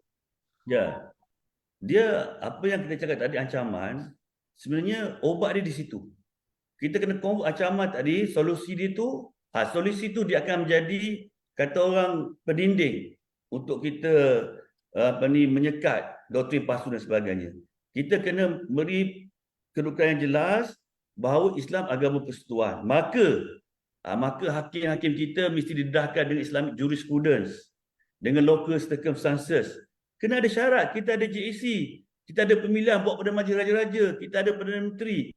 Macam penal code. Kalau benda tu tak syar'i, ada tak patut syariah, kita pindah bagi patut syariah. Kenapa kita nak pindah perlembagaan, nak masukkan kesalahan jenayah tu pergi ke negeri? Sedangkan jenayah, istilah jenayah tu adalah public law, undang-undang awam. Dia tak boleh masuk ke mahkamah syariah sebab dia bersifat personal law. Nampak tak? Jadi kita kena nampak implikasi dia, tapi kita kan dah berfikir tak macam tu. Dia fikir, oh kerana hakim ni ada bukan Islam, hakim ni tak belajar Islam, jadi dia kata mahkamah ni bukan mahkamah Islam. Itu masalah tu. Lepas tu kita kena letak dulu, takrifkan Islam ni agama persekutuan. Lepas tu kedaulatan negara kita, rule of law tu berbasis pada syariah compliance. Dia punya yastik dia. Kenapa? Raja-raja ni zilullah fil ardi. Dia beri kuasa pada federal. Kalaulah sumber kuasa datang daripada zilullah fil ardi, membentuk perlembagaan, membentuk persekutuan, takkanlah kuasa pelaksanaan mereka yang melaksanakan fungsi kuasa kedaulatan tu dari sudut parlimen, dari sudut eksekutif, dari sudut kehakiman, dia jadi sekular, terpisah. Nampak tak? Jadi kita letak Islam sebagai persekutuan dalam aspek bidang kuasa dia. Dan pihak yang melaksanakan fungsi kuasa kedaulatan itu mestilah terikat dengan sumpah yang di-Pertuan Agong.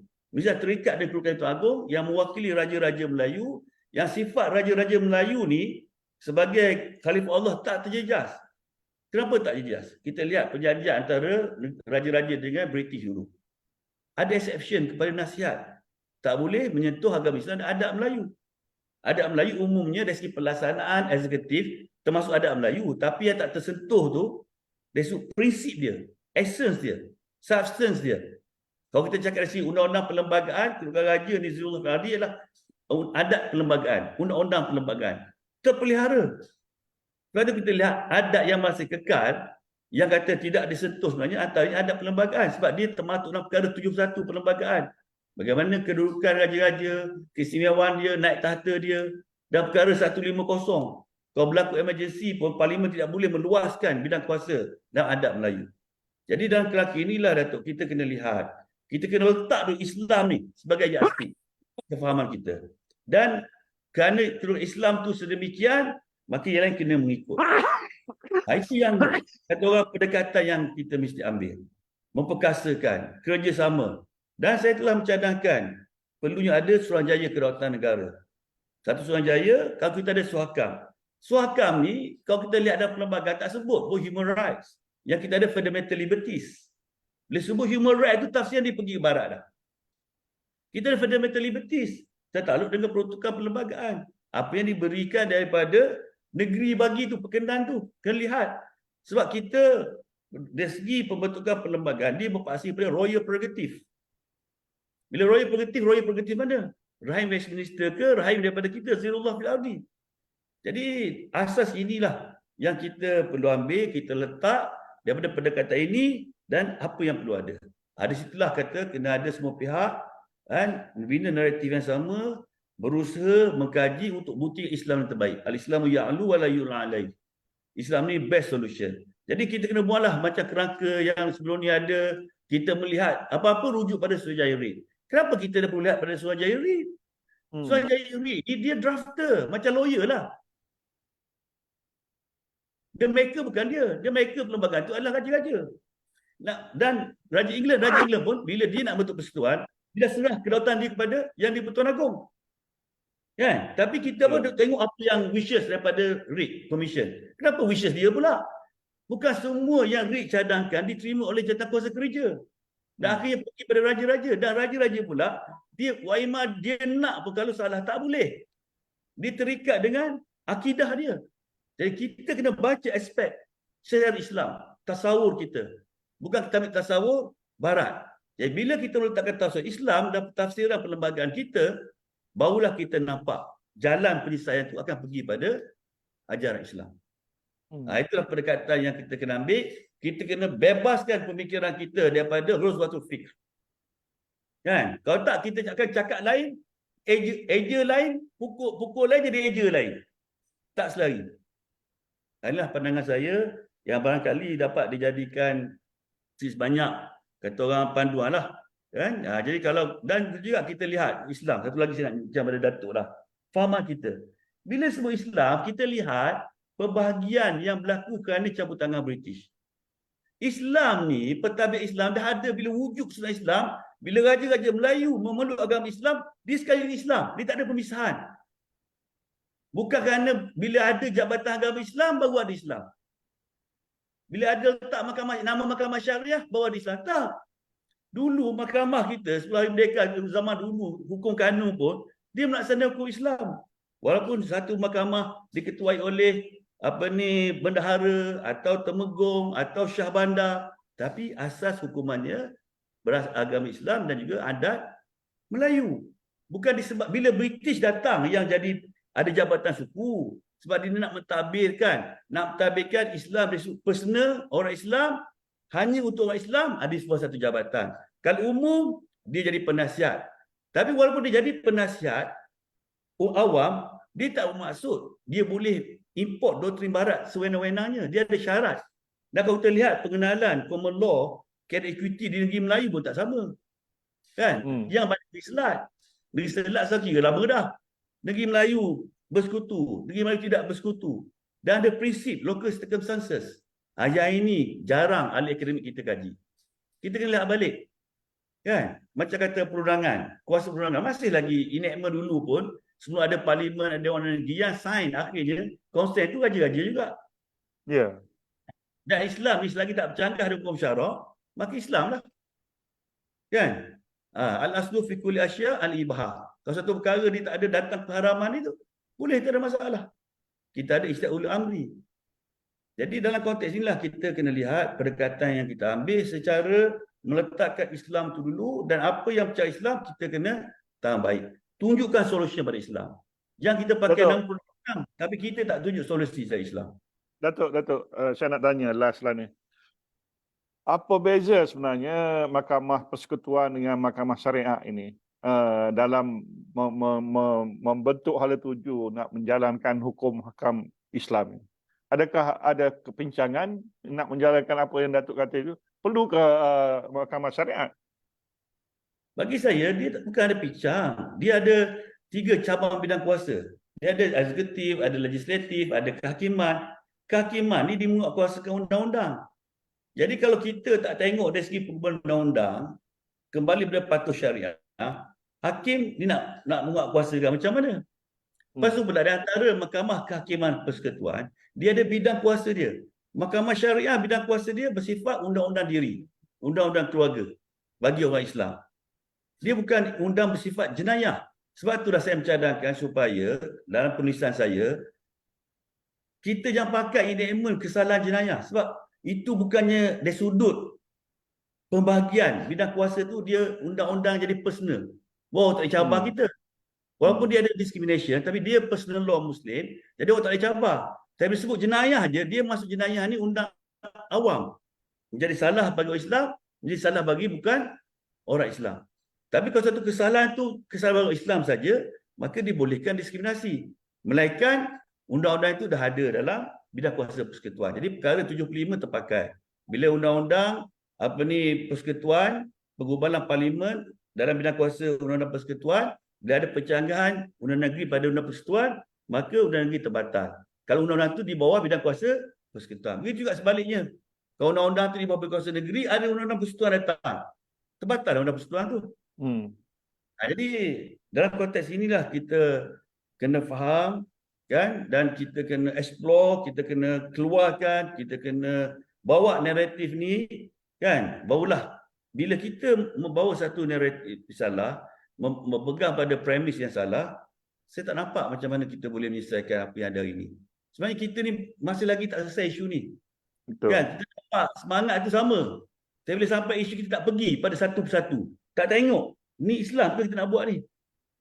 Kan? Prinsip ni prinsip Islam ke? Adakah ini the best ajaran Islam? Kita tak pergi pun. Kita lebih suka tengok benda yang boleh dipolemikkan. Jadi isu apa? Pergi dulu. Kan? Apa masalah kita nak hadapi? Macam Datuk sebut, doktrin barat.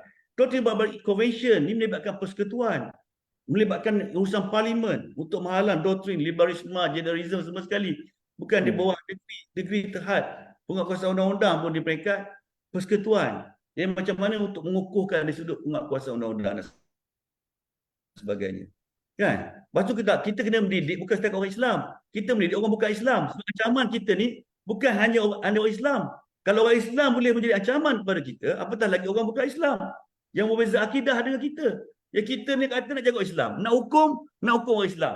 Yang bukan Islam kita tak peduli, tak boleh. Sebab Rasulullah tak bawa ajaran macam ni. Ada awal syaksiah yang melibatkan awal Islam. Ada perkara yang melibatkan awam. Jadi macam saya tadi lah, kita kena kembali balik pada ajaran Islam. Lihat balik apa yang kita nak bawa tu, nak tentukan. Barulah kita akan jadi betul insya-Allah. Wallahu InsyaAllah. a'lam. Okey Datuk, terima kasih banyak kerana memberi ruang dan masa kepada forum kita pada hari ini dalam kesibukan masa yang Datuk ada. Jadi kita ingin mengucapkan terima kasih lah kepada Datuk Majlis Dakwah Negara, mengucapkan setinggi terima kasih kepada Datuk kerana memberi hujah yang ikhlas, memberi idea supaya hala tuju masyarakat kita ni menjadi satu direction yang dikehendaki oleh Allah SWT. Terima kasih Datuk. Terima kasih Datuk. Terima Ya. kasih semua ahli panel dan juga pengajar. Terima kasih. Jumpa lagi. Assalamualaikum. Jadi kita ada sedikit masa lagi, dalam masa 20 minit kita ingin bertanya kepada Ustazah Dr. Nur Hafilah. Tinggal seorang aja ni Doktor. Tak takut Tak apa, kan? tak apa. Tak ada masalah. Okay, je. Alhamdulillah. Saya stick to my question yang I dah tulis lah. Dan kita tanya ada 2 soalan lagi. Satu soalannya, dengan apa yang kita dah lalui dalam perbincangan kita pada hari ini, yang disebut oleh Datuk Profesor Fauzi dan juga oleh Dr. Ustazah Nur Hafilah, perlukah perlembagaan persekutuan dipindah untuk meletakkan mahkamah syariah sama taraf dengan mahkamah persekutuan, atau tidak perlu? Alright. Okay, bismillahirrahmanirrahim. Kalau ambil point daripada Datuk Dr. Wan Fauzi tadi, melihat kepada berlakunya pembentukan Persekutuan Tanah Melayu tahun 1948. Okay, kita patah balik sejarah sikit lah sebelum nak cerita pasal kena pindah ke tak kena pindah tu. Ya. Okay, masa pembentukan Persekutuan Tanah Melayu 1948 tu, by right, kalau kita kata kita ada perasingan kuasa, okay, konsep perasingan kuasa di mana ada pihak eksekutif, pihak legislatif dan pihak kehakiman di peringkat federal. Maksudnya dalam perjanjian Persekutuan Tanah Melayu tu ada 3 cabang kerajaan tu dalam perjanjian tu kan. Ya. By right, okay, semua undang-undang tubuh negeri kena adalah 3 cabang tu. Betul tak? Maksudnya kena adalah pihak eksekutif, pihak legislatif dan juga badan kehakiman dalam semua undang-undang tubuh negeri. Ya. Unfortunately, kalau Datuk Doktor semak semua undang-undang tubuh negeri Semenanjung, seingat saya lah melainkan Terengganu, tidak ada dimasukkan kedudukan Mahkamah Syariah sebagai badan perundangan yang diiktiraf di peringkat negeri. Okey, yang menyebabkan bila berlaku kes-kes di Mahkamah Persekutuan yang mencabar kedudukan ataupun bidang kuasa Mahkamah Syariah, maka seolah-olah Mahkamah Syariah tu tak ada taring, tak ada kedudukan. Sebabnya tidak diberi satu pengiktirafan yang jelas dalam Undang-Undang Tubuh Negeri mahupun Perlembagaan Persekutuan, melainkan dalam perkara 1211E dan juga dalam butiran 1 Senarai Negeri Jadual ke-9. Maksudnya the 3 branches of government tu federal explicitly sebut, tapi state tak ada satu. Mahkamah Syariah tak ada. Okey, di Sabah Sarawak saya tak pastilah disebut ke tak Mahkamah Anak Negeri tu. Okey, tapi kalau sebuah negeri di Semenanjung ni tak ada, melainkan di Terengganu yang pindaan tu saya tak ingat tahun bila dibuat, yang memasukkan Mahkamah Syariah dalam Undang-Undang Tubuh Negeri Terengganu. Okey. Jadi apa implikasi dia bila tak ada satu status ataupun kedudukan yang jelas? Jadi tafsiran mahkamah seolah-olah tafsiran yang dibuat oleh Mahkamah Persekutuan seolah-olah melihat Mahkamah Syariah ni second class ataupun Mahkamah Syariah ni is beneath or below the federal court Yeah. or the civil courts. Okay. Nah, jadi seolah-olah macam mana pergi mahkamah syariah sebenarnya? Okay, mana pergi mahkamah syariah sebenarnya? Jadi tindakan yang paling segera yang semua negeri-negeri boleh buat, sebagaimana titah Sultan Kedah semasa pembukaan sidang DUN Kedah ke semalam, ialah dengan segera meminda undang-undang tubuh negeri dengan memasukkan kedudukan yang jelas mahkamah syariah sebagai salah satu badan kehakiman yang diiktiraf di peringkat negeri.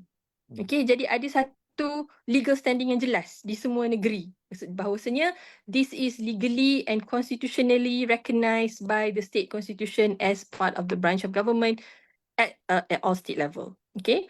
Jadi kalau ada tindakan yang bersepadu yang dibuat oleh semua negeri, tak kiralah parti mana sekalipun, sebab kita cakap tentang mahkamah syariah ni, mahkamah syariah mahkamah orang Islam kan. Jadi dia merentas warna parti sebenarnya. Jadi siapa-siapa pun boleh buat. Okey, tak siapa-siapa pun boleh buat, siapa-siapa pun boleh cadangkan pindaan dan push through benda tu, sebab ni hanya melibatkan political will. Okey, negeri-negeri masing-masing. Okey. Itu yang pertama. Yang kedua, kefahaman tentang apa yang disebut tadi, tentang penjajahan dan sebagainya tu, kalau saya melihat daripada lensa de facto dengan de jure. Maksudnya apa yang disebut dalam undang-undang dan apa yang sebenarnya berlaku. Okey, apa yang secara teorinya begitu, tetapi secara teorinya kita bincang begini, tetapi dari segi realitinya keadaannya begini. Okey, dan kalau kita bincang dalam konteks pentafsiran perlembagaan pun memang ada pelbagai pendekatan. Ada yang ambil pendekatan secara eksplisit, okey, secara tersurat, ada yang mengambil pendekatan tersirat, okey. Tetapi dari segi semangat dan rohnya, hakim-hakim yang terdahulu mengambil semangat selagi boleh mereka akan cuba mempertahankan Islam dan mahkamah syariah tu. Okey, dah tidak ada penghakiman yang memberi kesan yang sangat besar sebagaimana yang berlaku sekarang. Okey. Dia bukan penghakiman kes Nick Allen saja. Ada beberapa penghakiman sebenarnya yang memberi kesan kepada kedudukan Islam. Walaupun ada juga naratif yang kata tak ada apa-apa kesan dan sebagainya.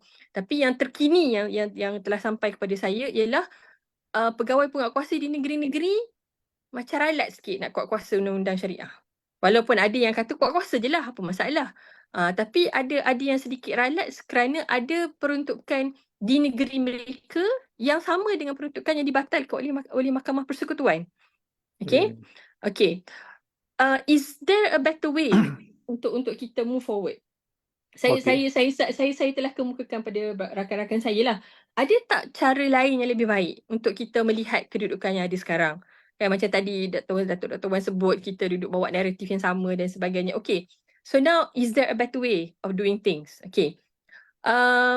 Saya melihat kita perlu mengiktiraf kesarjanaan dan kebijaksanaan orang-orang yang terdahulu. Tapi dalam masa yang sama, kita tidak boleh menafikan yang kita juga perlu ada semangat dan suntikan yang baru untuk bergerak ke hadapan. Okay? Sebab orang-orang yang terdahulu, kenapa mereka benarkan dan biarkan ada pertindihan antara Mahkamah Sivil dengan Mahkamah Syariah? Bukan satu tu saja. Ada banyak undang-undang sebenarnya yang bertindih di Malaysia ni. Bukan specifically antara Mahkamah Sivil Mahkamah Syariah.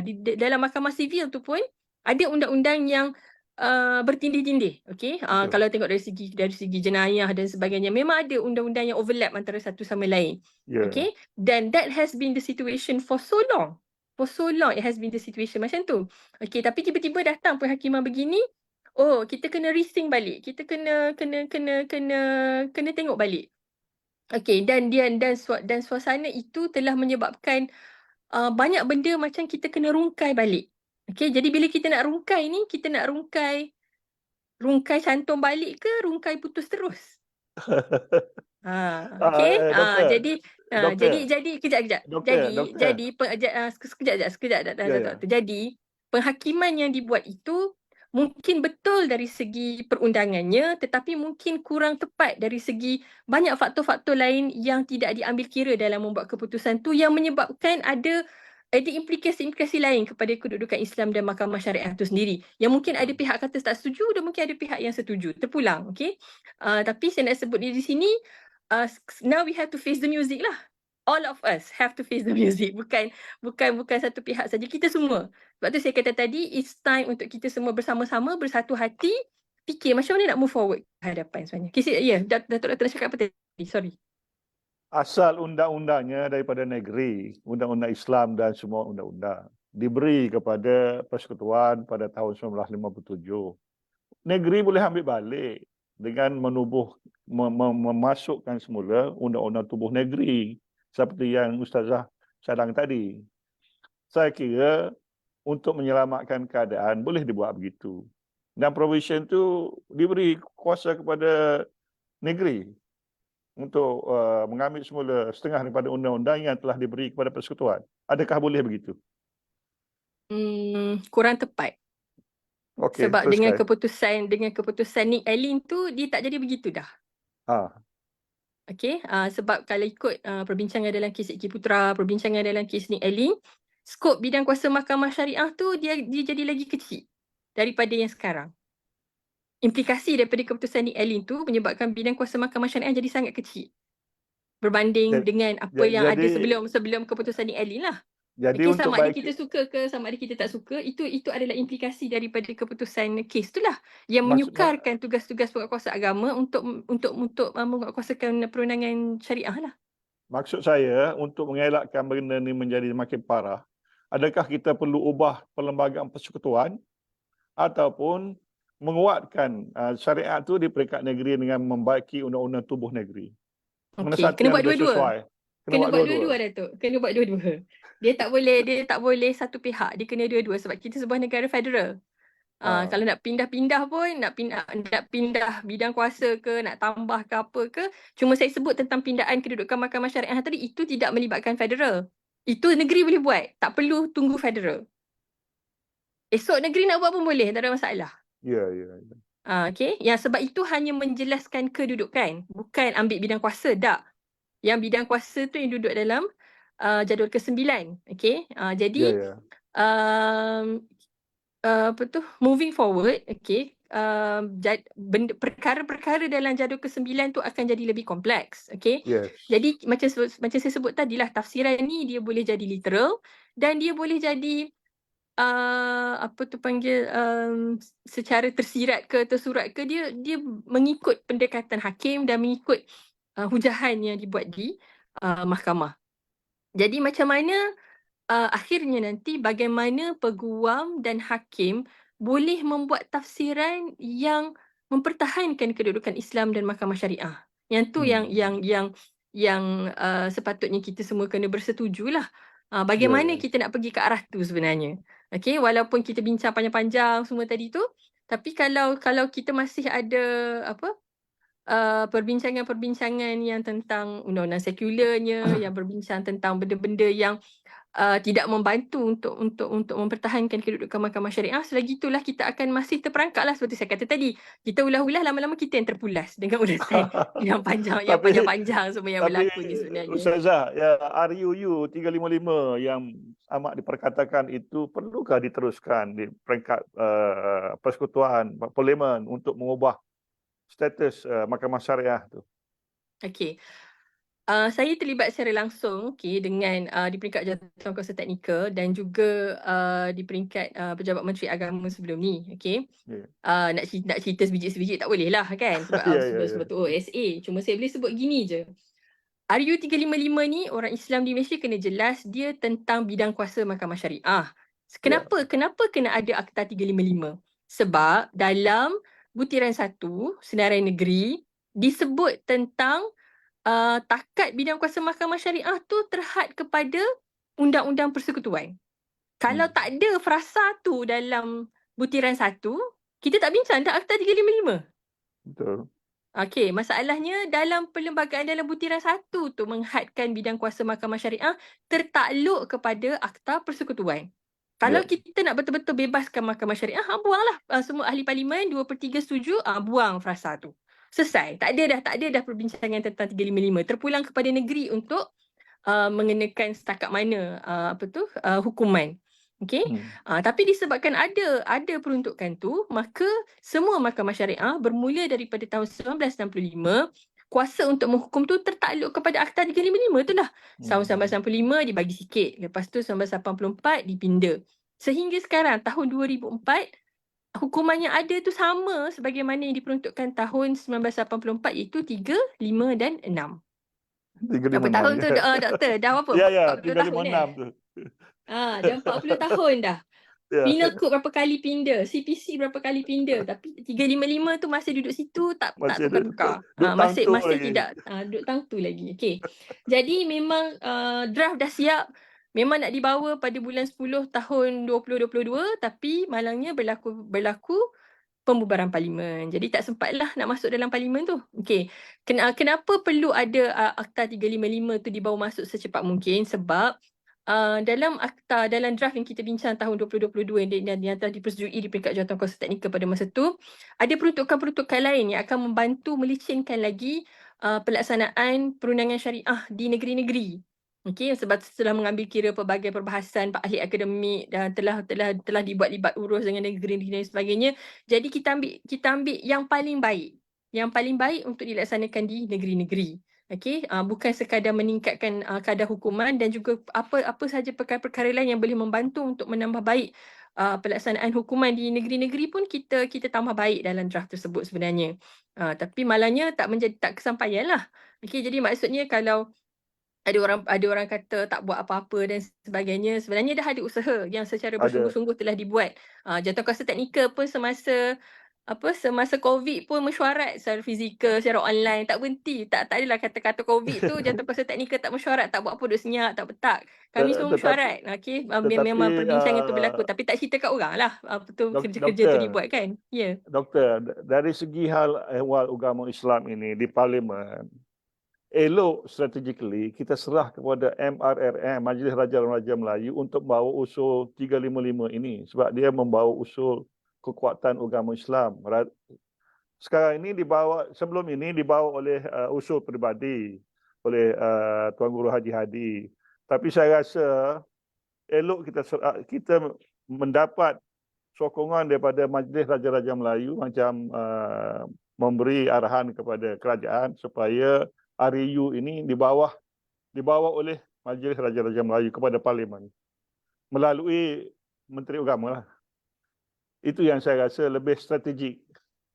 Memandangkan apa yang berlaku mengenai RUU Mahkamah Syariah sebelum ini, semua yang dibawa oleh Majlis Raja-Raja Melayu mendapat kelulusan yang bulat daripada parlimen. Itu pemerhatian saya lah, pandangan doktor. Dia bergantung kepada proses yang dibuat oleh kerajaan lah. Okey, dalam suasana COVID mungkin suasananya berbeza. Kalau dalam suasana yang tidak COVID mungkin suasananya berbeza. Dan dari segi amalan kerajaannya bagaimana? Okey, sama ada akta yang nak dibawa ni belum dipersembah ke tak dipersembah ke, itu urusan menteri dengan Pertuan Agong lah. Okey. Yeah. Dan sefaham saya, setiap minggu memang mana-mana Perdana Menteri akan ada memberi taklimat, sembah taklimat kepada Yang di-Pertuan Agong apa yang telah dibincangkan dalam mesyuarat kabinet. Okey, jadi what transpired dalam mesyuarat kabinet, dalam perbincangan Majlis Raja-Raja itu kita we don't have any information. So itu tidak diberitahu pada kita. Jadi sama ada dah dibincang ke tak dibincang ke, itu saya rasa serah pada mereka lah, itu yang pertama. Yang kedua, proses perjalanan kerajaan, apa-apa sahaja rang undang-undang akan melalui kelulusan kabinet. Okey, itu memang proses amalan dia. Okey, dan yang akan bawa RUU tu adalah menteri kabinet sendiri. Yes. Okey, dan tidak ada dalam proses tu disebut proses-proses lain lah. Okey.